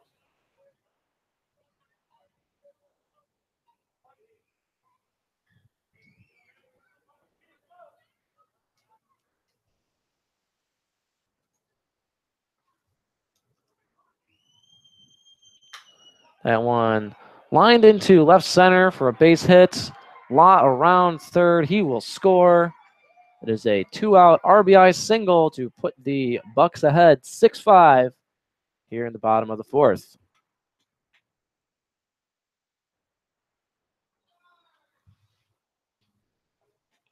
Jake Veith will come to the plate now for Anchorage. That one fell just between McNamee and Ammons. Not much you can do there. So a tough one with a full count and 2 down. Turns into an RBI single. Dennis to face Veith now. 1 on, 2 away. Miners trail 6-5.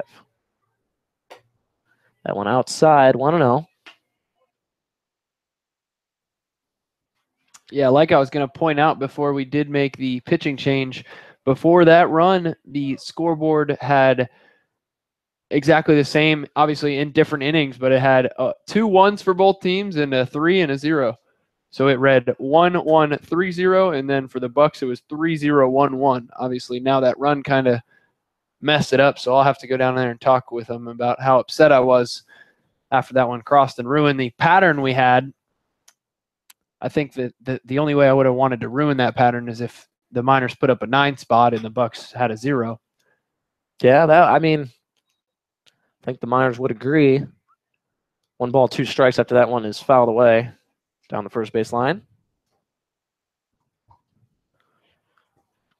Don't want to get ahead of ourselves, but tomorrow, Miners play again. They're taking on the Chinooks at home in Palmer. Now we're going to start saying that a lot. Tomorrow we have a game now with this 13 games in 11 days. Obviously, the first 2 happening today and right now. But, yeah, a tough stretch coming up as that one bounces off the bag and into right field.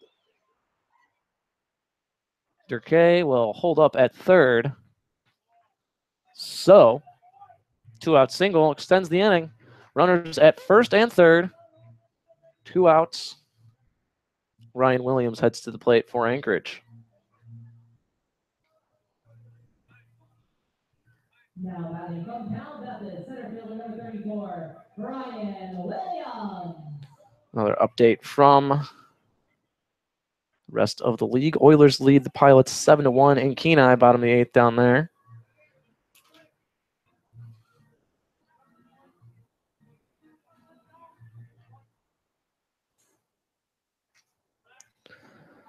2 on, 2 out. Bottom of the fourth inning, Miners trail 6-5 here in Anchorage as that one's thrown in for a ball 1-0.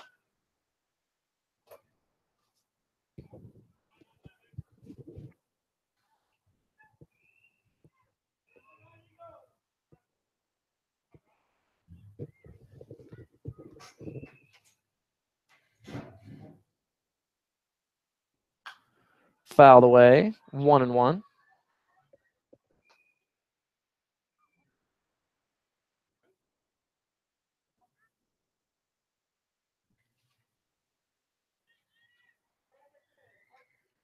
One ball, one strike.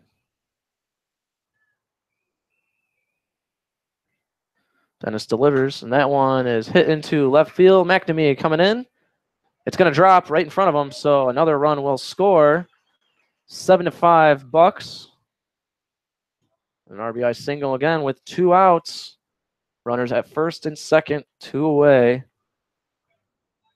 Bucs have scored 3 here so far in the bottom of the fourth. Take a 2-run lead.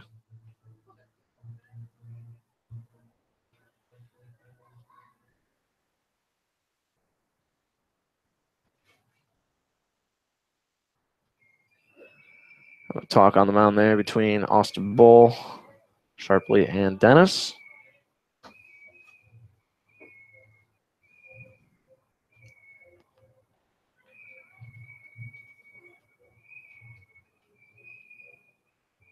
Now batting from Vanguard University, third baseman number 27, Michael Fuchs. Michael Fuchs to bat for Anchorage.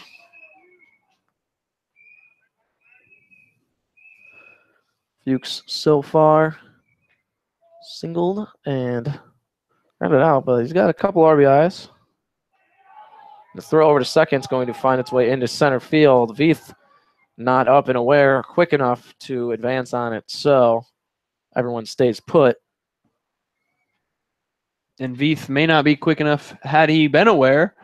One of the bigger guys, nothing against his speed, but diving back really, he got to commit. He has to commit to that, and tough break for the Bucs as that one went into center field. But nice break for Austin Dennis, and got kind of lucky that Ammons was right there. A much needed break, and that one is called for a strike. 0-1. Seems like they don't go the Miners' way very often. Maybe a little biased, but it's just some unfortunate breaks. I mean, with sometimes here in Anchorage, it's tough to come by. Yeah, and with 5 losses so far on the season, I mean, it seems to me as if 4, if not 3, if not 4 of those have come off tough breaks, beating themselves out there, just unfortunate stuff.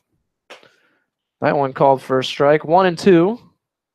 And I will say that the Bucs have played the Miners very well so far this season. Obviously, 3 and 4 games going on. The third and the fourth game going on here did 2 hit them. That was an absolute team win for the Bucs. Nothing unfortunate really for the Miners other than, unfortunately, couldn't get the ball in play. But a team win, and we're actually beaten there. That one line to first for out number 3, but the Bucs score 3 in the bottom of the fourth, and now the Miners trail 7-5. We're headed to the top of the 5th inning. We'll be right back with your Matsu Miners baseball broadcast. Ground those lucky ticket numbers out. If you've got ticket number 0673, your last 4 digits 0673, you've got yourself a certificate to Kay's Family Restaurant. You can stop by the Bucs souvenir stand on the third base side to claim your prize. And just a reminder, fans, bring your clock ball balls to Kendall Toyota and be entered into a drawing to win an iPad Pro.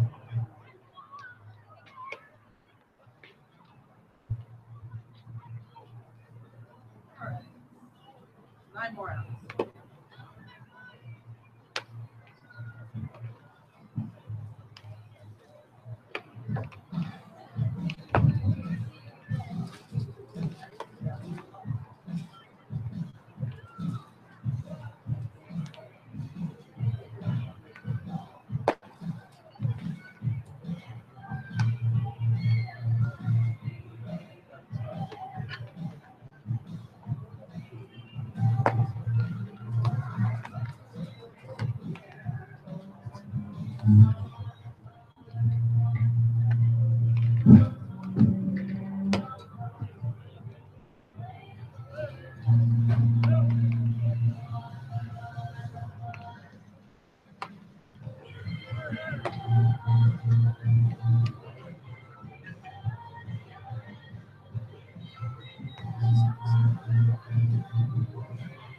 Leading off the top of the fifth inning for the Miners from Mississippi State, left fielder number 21, Elijah McNamee.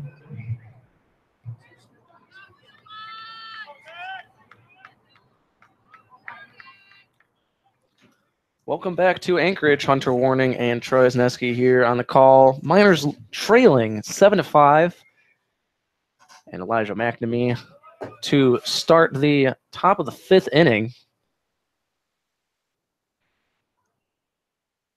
Tough inning there for the Miners, giving up 3. But it's been a back and forth game so far. And that one hit on the ground towards third. Over to first. That'll be out number 1. And that'll bring up Preston Pavlica to bat with no on and 1 away. This broadcast brought to you by Napa Auto Parts. You can visit them at any of their locations in the Mat-Su Valley, all locally owned and operated in Palmer, Big Lake, and Wasilla. Or you can visit their website, www.napaalaska.com. That's www.napaalaska.com, as Pavlica takes that for a ball 1-0.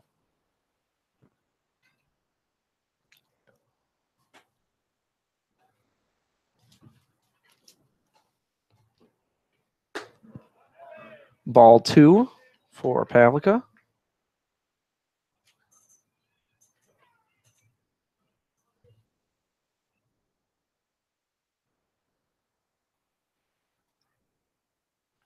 Pitch.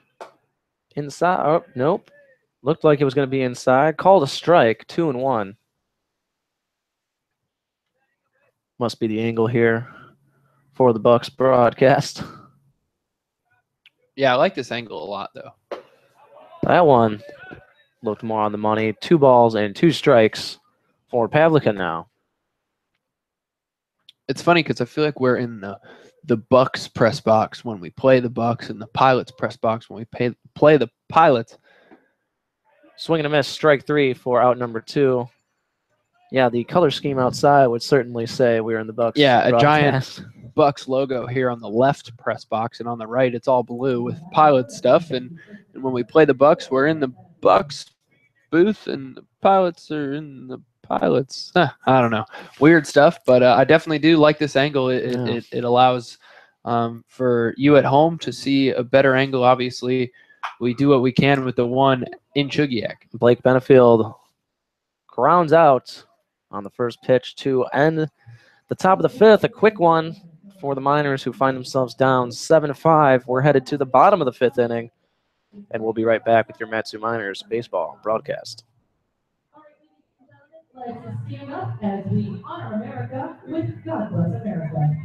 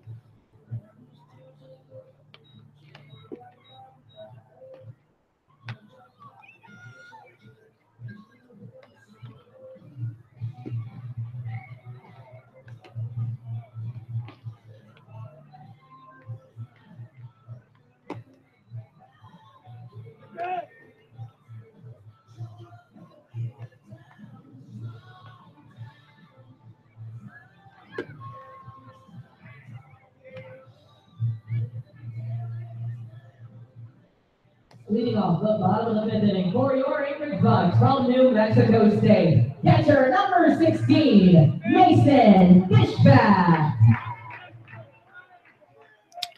Welcome back to Anchorage. Hunter Warning and Troy Zneski here in the booth. Miners trails 7-5.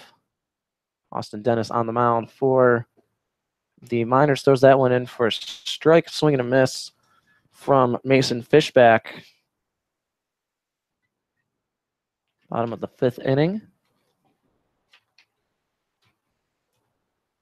Pitch outside, 1-1. Miners trying to avoid the doubleheader sweep from the Bucs. If they do drop this one, it would mean they are tied or would be in second place, tied by record, but tiebreaker would put the Bucs ahead in the standings.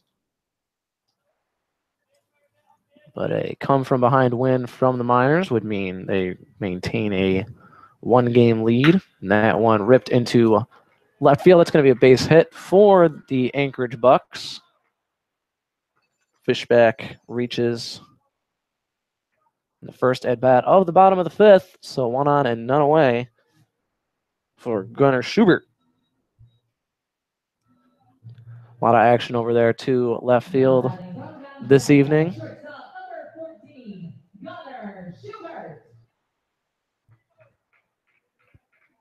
Yeah, McNamee really showing his arm there. Didn't need to, but just threw it on a frozen rope there to second base. No hops, just perfect right to Brandon Chinea. Sharpley hopped up, had trouble finding that one, but it was just right at his feet. So Fishback does not advance or anything like that or make an attempt. It'll be 1 ball and no strikes for Schubert.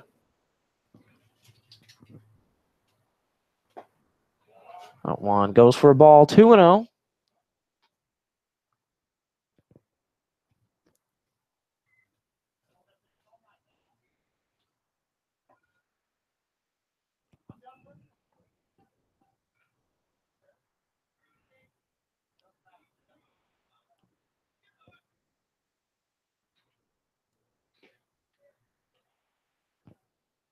Dennis flips over to first. It's a close one, but Fishback gets back in time. 2 balls and no strikes for Schubert at the plate. Pitch. Strike 1.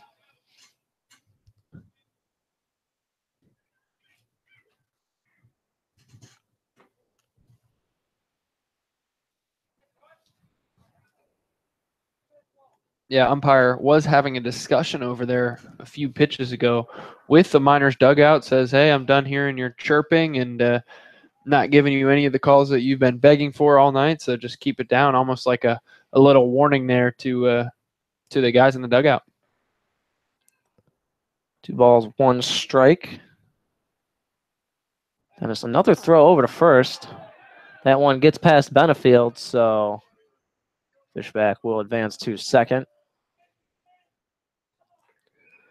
2 balls, 1 strike. None away. Runner at second base here in the bottom of the fifth.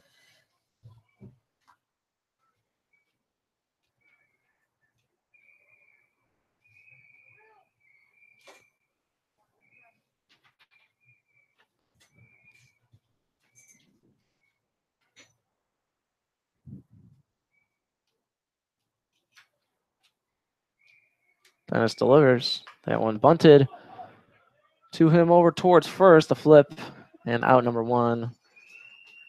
But Fishback advances to third, so that runner 90 feet from home. And Cody Sporer up to bat with only 1 out here in the bottom of the fifth. Miners trail 7-5. Ben Taylor coming out to the mound to talk to Austin Dennis and his infield. A little action over there in right field in the bullpen. Maybe Jake Butcher, maybe Thaddeus Ward, depending on who Ben Taylor decides to go with. Maybe Josh Green even. A couple of righties. Probably go with the righty here. Or no one and just having some discussion. Maybe seeing how far Austin Dennis wants to go. And he will bring in a right-handed pitcher. Not sure exactly who, but we will get back to you shortly. We will be right back here on your Matsu Miners baseball broadcast.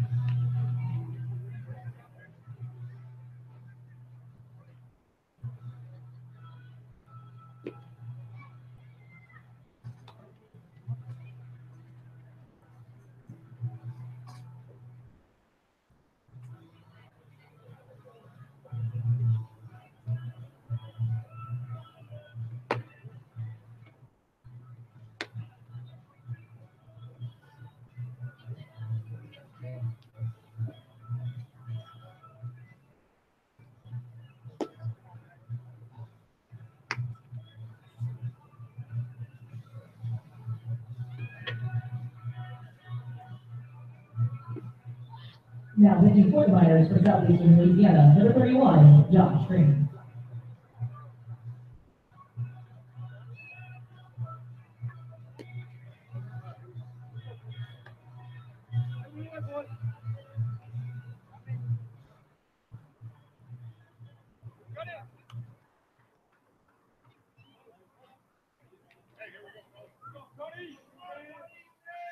And we're back after that Matsu Miners pitching change. Josh Green in the game now for the Miners, replaces Austin Dennis. And that one hit on the ground. Shania knocks it down, throws home. 1 run will score. Won't be a tag as the throw is off base. And so it'll be 8-5 Bucs, with Sporer reaching safely. So 1 runner on and 1 out, and a 3-run deficit for the Miners here in the bottom of the 5th inning of the shortened game here in Anchorage. And the top of the order up for the Anchorage Bucs, Jace Vanderbrake in the batter's box now.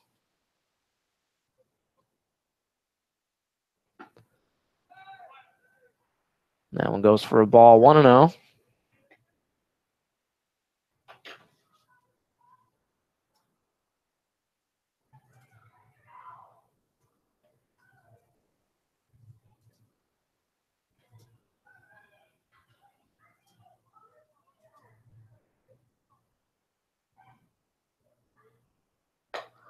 Outside, 2-0.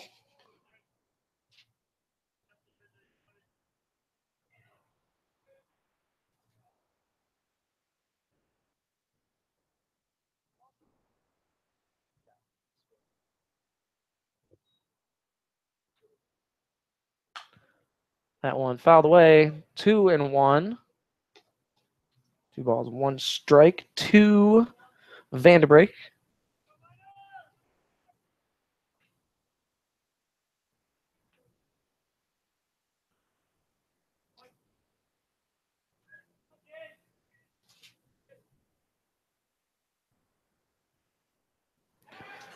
No pitch, just a toss over to first. So the count remains 2-1.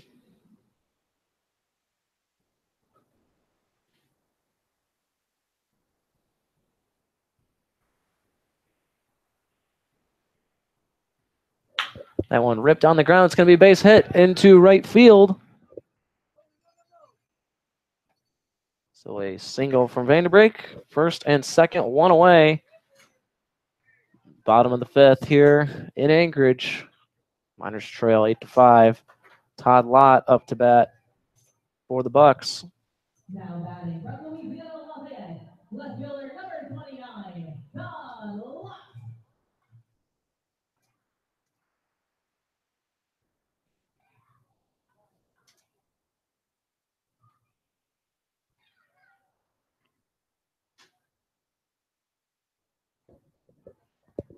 Pitch stays in front sharply. He's going to not gun it anywhere.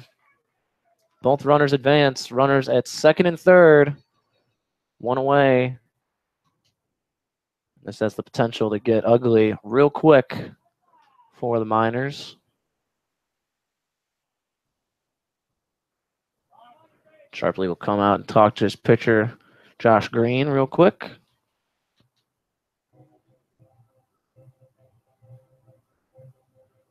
Austin Dennis's final line, 1 inning pitch, 3 runs on 4 hits. No strikeouts and no walks.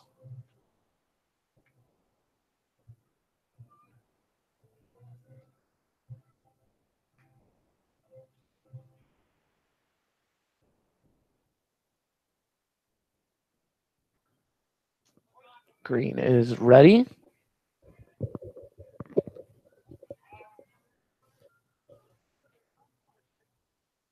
And delivers. That one is fouled away. Count will be even at 1 apiece.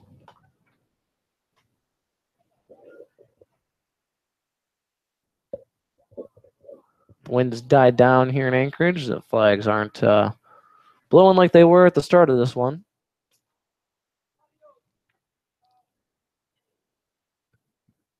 That one hit to Chenea. It's going to land in front of him. He knocks it down over to first. He gets 1, but another run will score, so it is 9-5 Bucs. Vanderbeek will stay at second, but Lott will be thrown out at first, so 2 down, runner at second. 1 run scores. Pete Durkay up to bat for Anchorage, who leads this one 9-5 over the Matsu Miners. Here in the bottom of the 5th inning of this 7-inning game.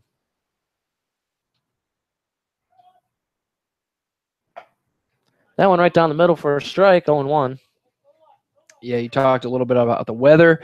Now it is sunny and 61. Always weird to say it's sunny at 9:51, but I'm getting used to it. I have to say that it's weird just for the viewers at home that they're like, oh my gosh, that's so weird. Come up here, experience it for yourself. But we know one of our viewers did. Yeah, he told us that Mr. Cotton. That's right.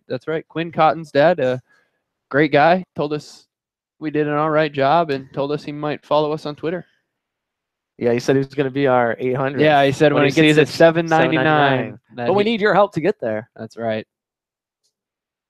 Anyways, that one outside, 2-1 now to Durkay.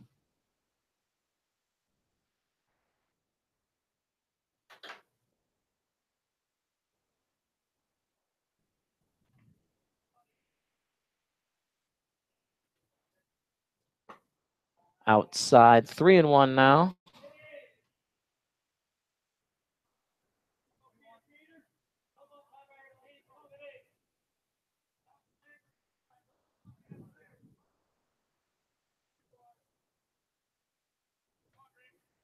Three balls, 1 strike, 2 away. Josh Green trying to get out of this inning here. Pitch. Called for strike 2, full count.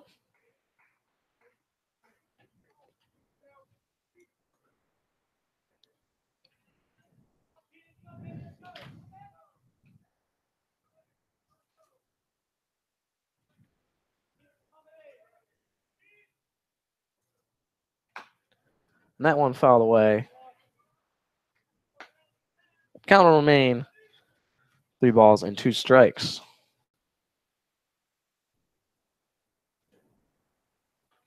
Green 6'3", 205, right-handed pitcher out of southeastern Louisiana, native of Baton Rouge.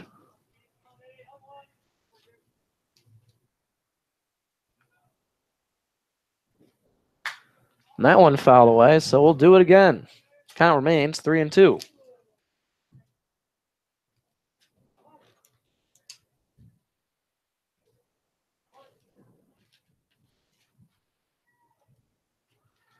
So the Miners have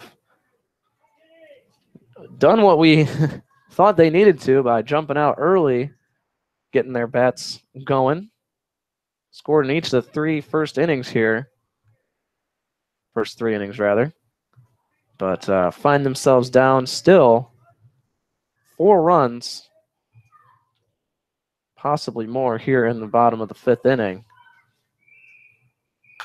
That one fouled away as well. So for another time, we will do full count, 3-2.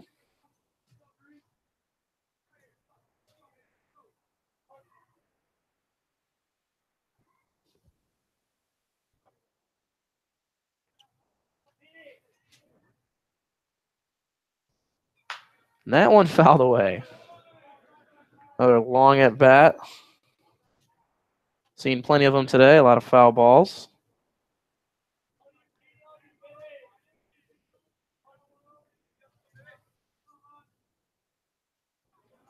Maybe this will be the one. Josh Green ready. Delivers the payoff pitch. Not so. You guessed it. It was hit foul yet again. And no change as far as the count goes. But I'll still remind you anyways, 3 balls and 2 strikes. This one's going to be it. The payoff pitch. By it, I meant fouled again, right? Yes, You of knew I meant course. that. Okay, for sure. This is, we've lost count. 5, 6, 7, 8, 9, 10, 11 maybe? Maybe. I mean, that sounds I'm about trying to right. think. We had 5 fouls. At least. I don't know. It's a long at bat. It's a lot of pitches. Green delivers. That one hit right back to him up the middle. It's going to find its way into center field for a base hit, and a run will score from second. And so it is 10-5 Bucs here in the bottom of the 5th inning. And 3 have scored so far in this bottom of the 5th. 2 outs still on the board. Runner at first. And Jake Veith to the plate for the Bucs.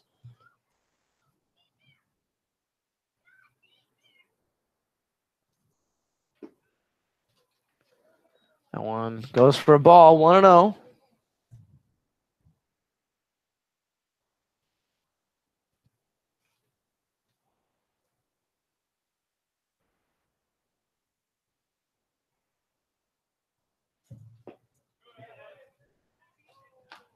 And they say Veith win on that one, so it will be a 1-1 count for Veith.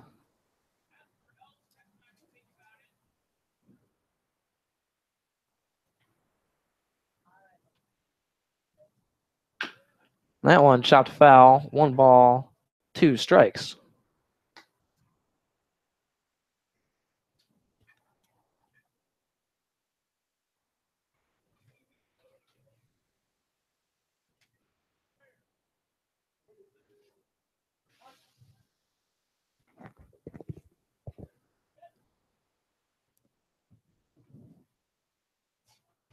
That one outside, 2-2.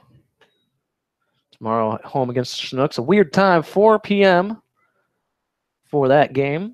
Be sure to come out to Herman Brothers Field in Palmer if you can. If not, just If stay not, tuned and you hang can out with stay us. tuned. That one hit on the ground. Chinea fields it cleanly over to first for out number 3. So the bottom of the fifth finally ends, but not before the Bucs tack on 3 more runs, and the Miners find themselves down 10-5. We're headed to the top of the 6th inning, and we'll be right back with your Matsu Miners baseball broadcast. Short time from Palmer at Harry Brothers Field as the Miners will be hosting the Bucs. First on Monday night, first pitch at 7 p.m. On Tuesday night, the Bucs will travel to Juliet to take on the Chinooks. And on Wednesday is our next home game, and we'll be hosting the Pilots for Solidarity Night. And that first pitch will be at 7 p.m.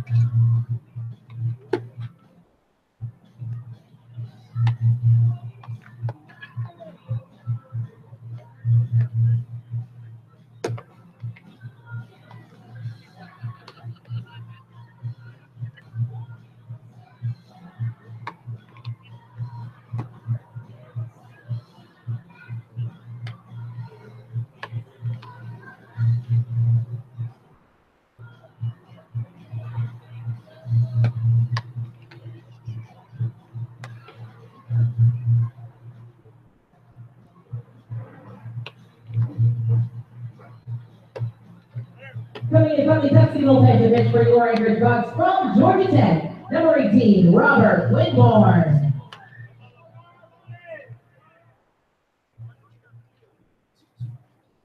Leading off the top of the 6th inning for the Miners from Oral Roberts, designated hitter, number 35, Spencer Henson.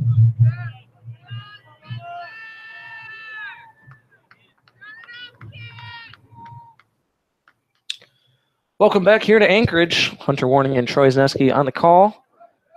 The Matsu Miners trail the Anchorage Bucs 10-5 here in the top of the 6th inning. Game 2 of the doubleheader. Spencer Henson takes that one for a ball.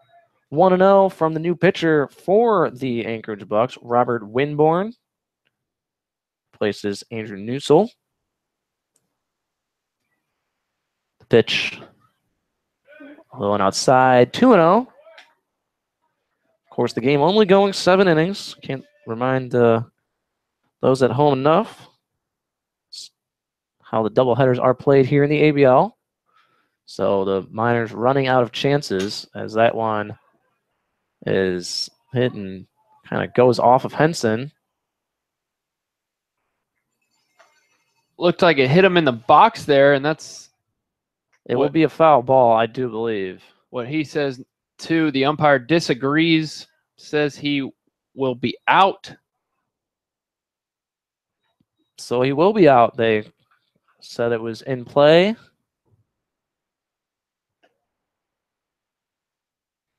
And Henson will be out. So, just like that, one away here in the top of the 6th inning. That'll bring up Austin Bull, the shortstop. Kind of a bizarre play, not even that bizarre, something we kind of see often, but a weird result there. Austin Bull now up to bat for the Miners with no one on and one away, but he will line that one into left field for a base hit. Holds the brakes up at first.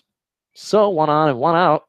Yeah, whatever I thought I knew about baseball and foul balls hitting the player in the box, that's just a wash. I'm clueless and ignorant and don't know anything. It looked to me as if it hit his leg off the bat, moved forward. The ball went forward off his leg in the batter's box. That should be a foul ball.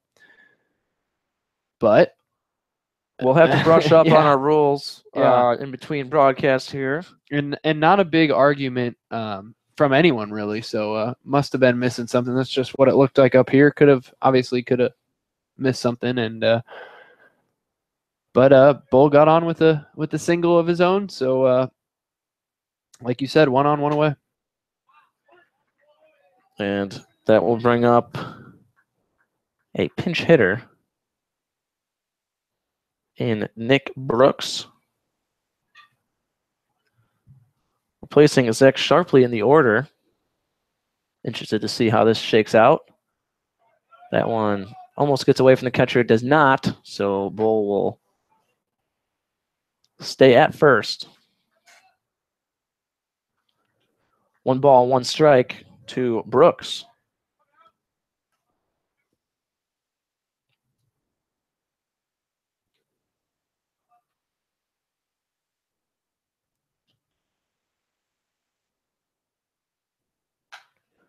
That one cracked foul. 1 ball and 2 strikes. Yeah, maybe a lot of defensive changes here coming up in the top of the 7th inning, or sorry, pardon me, bottom of 6th, as we see Rainer Osmus is on deck and has not yet been in the game either. So 1 ball, 2 strikes. Miners pulling out all the stops here. That one goes inside, 2-2. Trying to avoid that doubleheader sweep.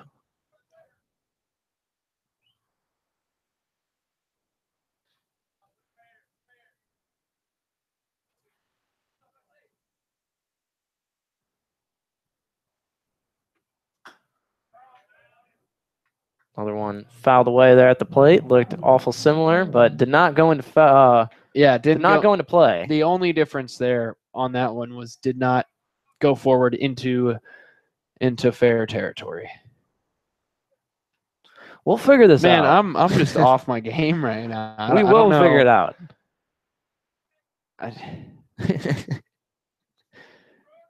It's okay. 2 balls, 2 strikes.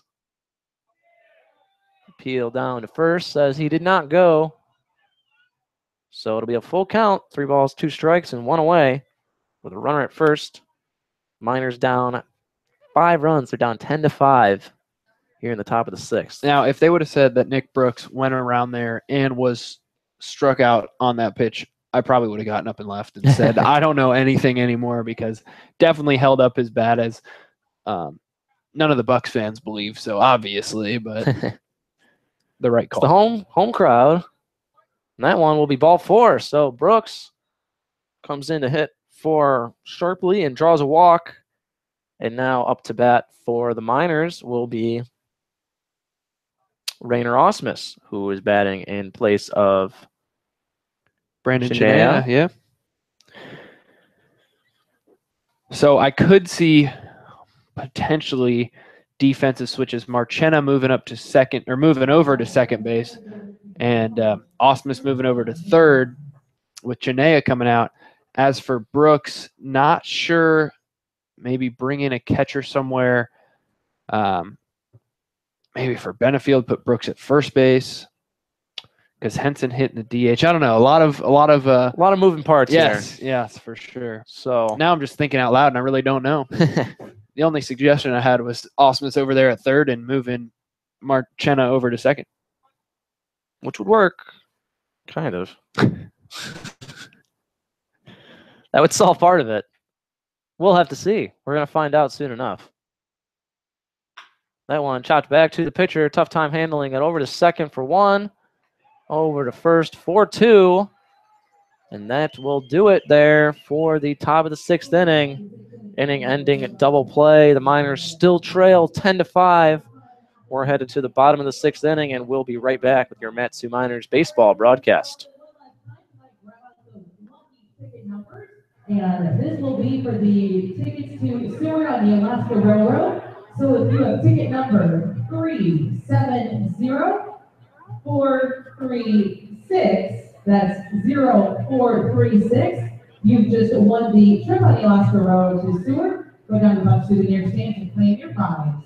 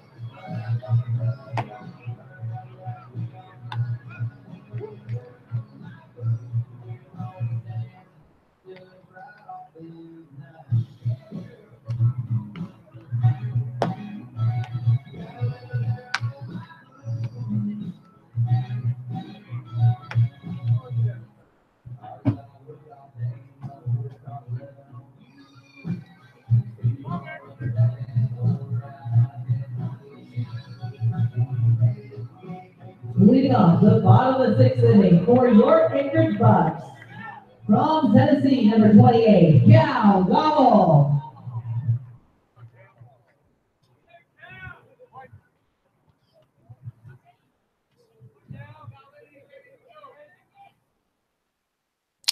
Welcome back here.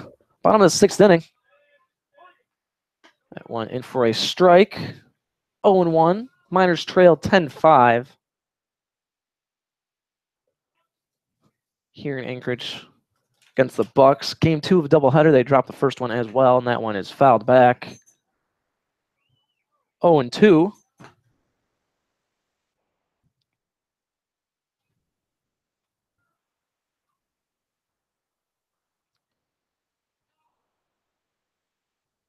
Looks to be Cal Goebel from the University of Tennessee at bat.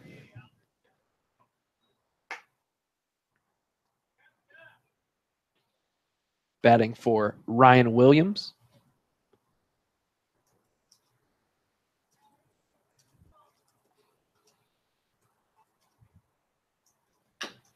That one chopped foul, so it'll stay 1-2.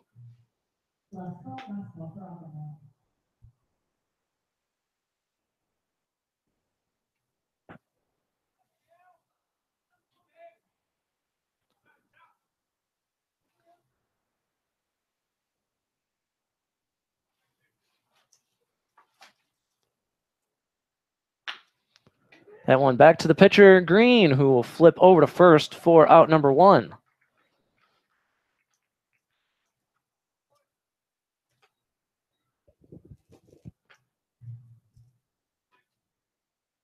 Now batting from Vanguard University, third baseman, number 27, Michael Hughes.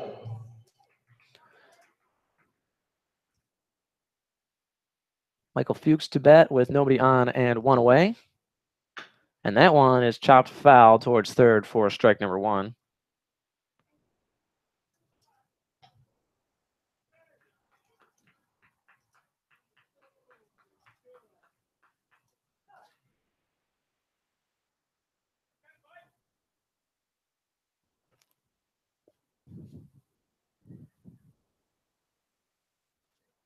The pitch.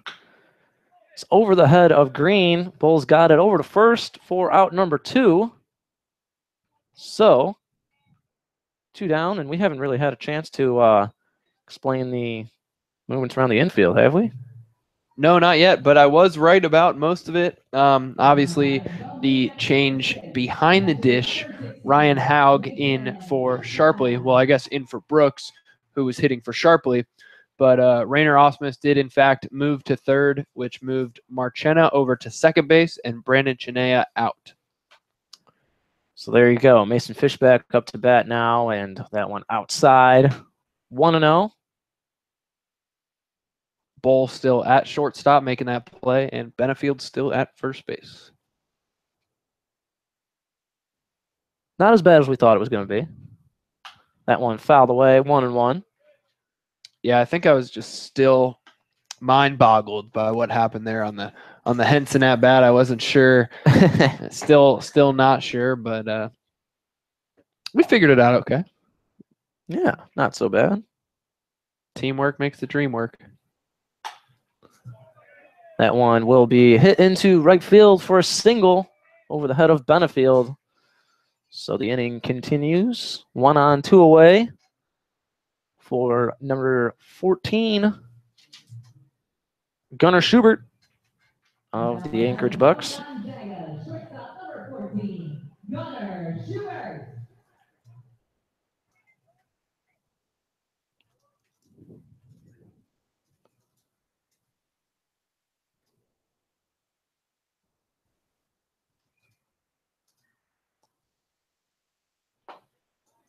That went in for a strike, 0-1.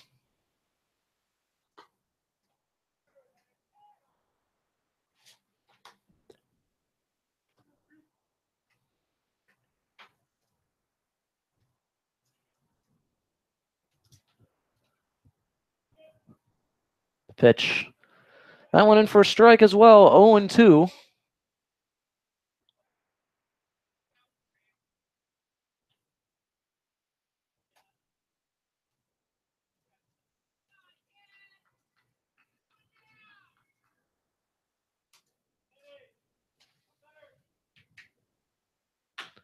That one chopped back to the pitcher.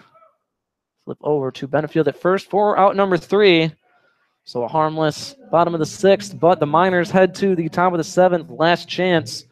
They need to score 5. They find themselves down 10-5. And we'll be right back with your Matsu Miners baseball broadcast.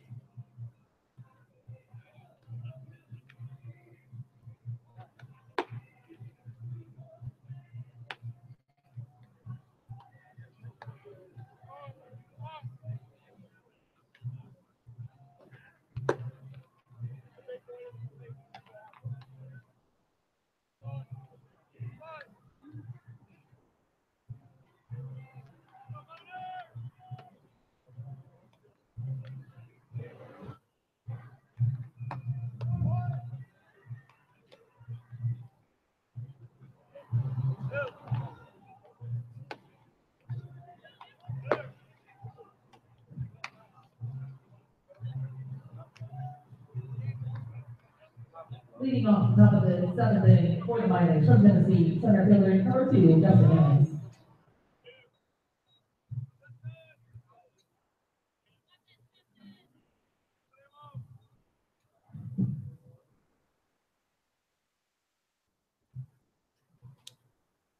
Welcome back to Anchorage here in the top of the 7th inning. Having some problems with our camera here. We're going to see if we got those fixed.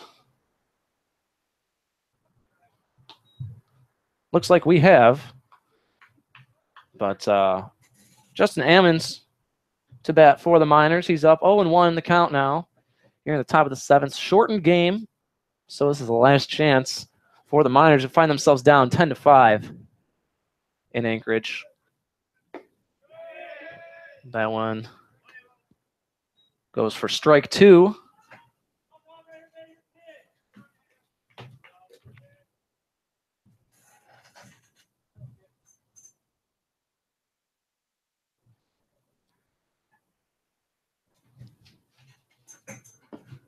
That one in for a ball, 1-2.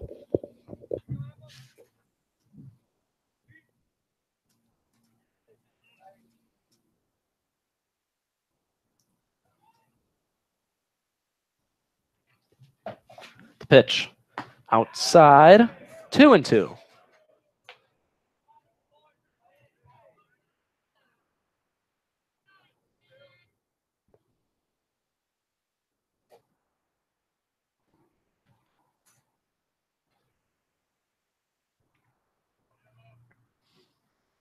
The 2-2 pitch is hit into right center, but it will be caught by the right fielder Vanderbrake for out number 1.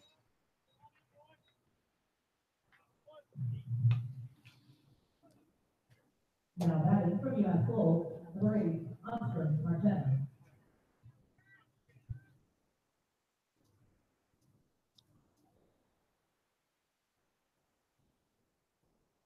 Oscar Marchena to bat now.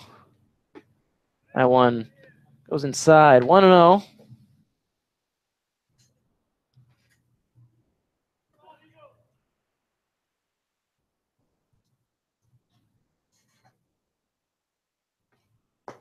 That one called for a strike, 1-1 with 1 away. Top of the 7th, not looking fantastic for the Miners here. 2-1 now the count.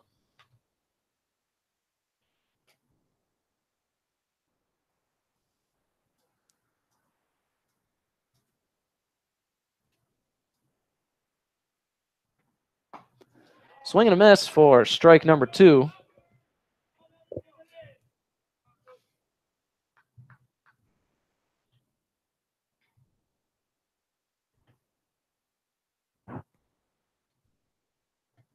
The 2-2 pitch is fouled away. So Marchena stays alive. 2 balls and 2 strikes.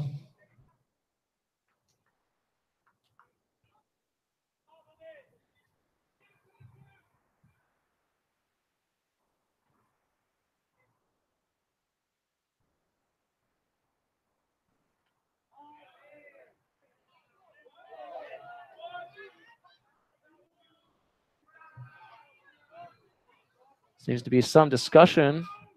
Like Marchena was hit there possibly, but it will be called a ball.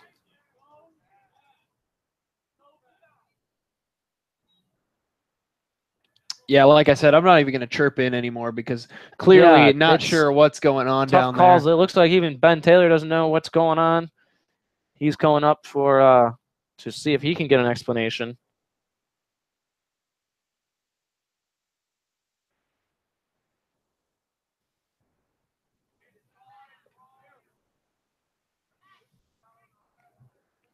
Well, in any case, it'll be 3 balls and 2 strikes for Marchena after that one. Yeah, ball did hit him, I guess.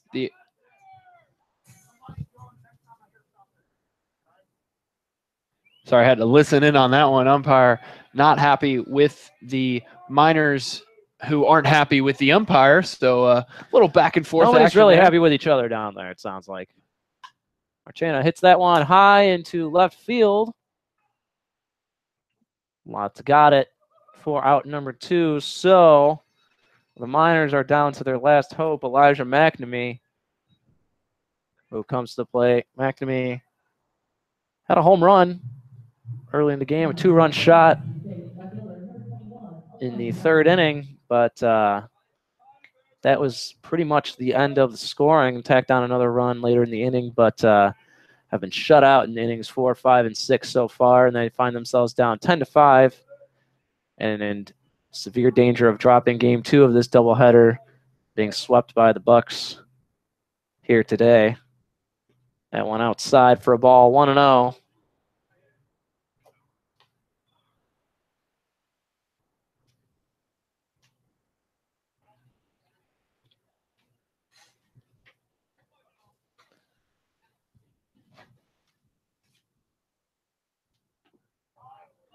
That one gets McNamee. And the Miners dugout just letting the umpire have it. Can't be happy with that. All just cheering on their guy, Elijah McNamee, as he gets hit. Make sure that he didn't lean into that one. Anything like that, no, that one's not going to be called a ball. He is getting his base. Man, that's just tough for the umpire. You made it. I mean, obviously he didn't think it was a bad call, but the guys aren't happy. And the next one, you're just going to wear it. And he is just wearing it right now from the dugout of the Miners. But McNamee on first, 2 down. Preston Pavlica up to bat. The inning continues. Yeah, 1 on, 2 away. That went in for a ball. 1-0.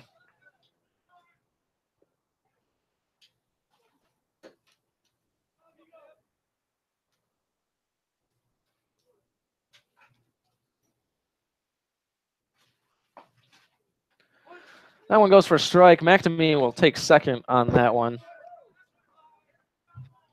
1 ball, 1 strike for Pavlica.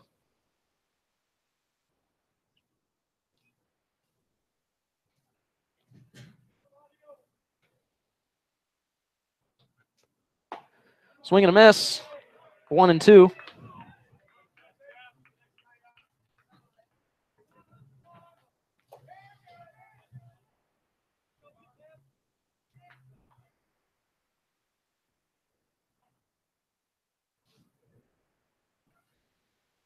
The 1-2 pitch.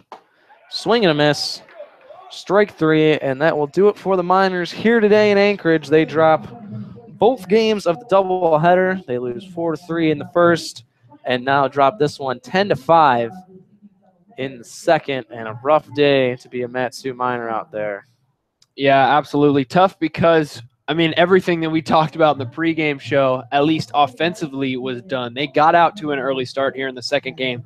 They went up 5-3, and it looked as if they were kind of going to cruise and just chip away and start getting 1 run at a time and just extend the lead. But the pitching here for the Miners couldn't really get anything going defensively, couldn't hit their spots, got roughed up a little bit. All 3 pitchers got knocked up a little bit, but tough day, like you said, to be a Matsu Miner. But, they'll be back, and they got a game tomorrow. They got now – that's a lot of math, but they got 11 games in 10 days coming up. So it's a long stretch, and you'll see what you're made out of a lot. Can't hang your hat or think about it too much after the ride home. I'm sure it'll be on to the next one.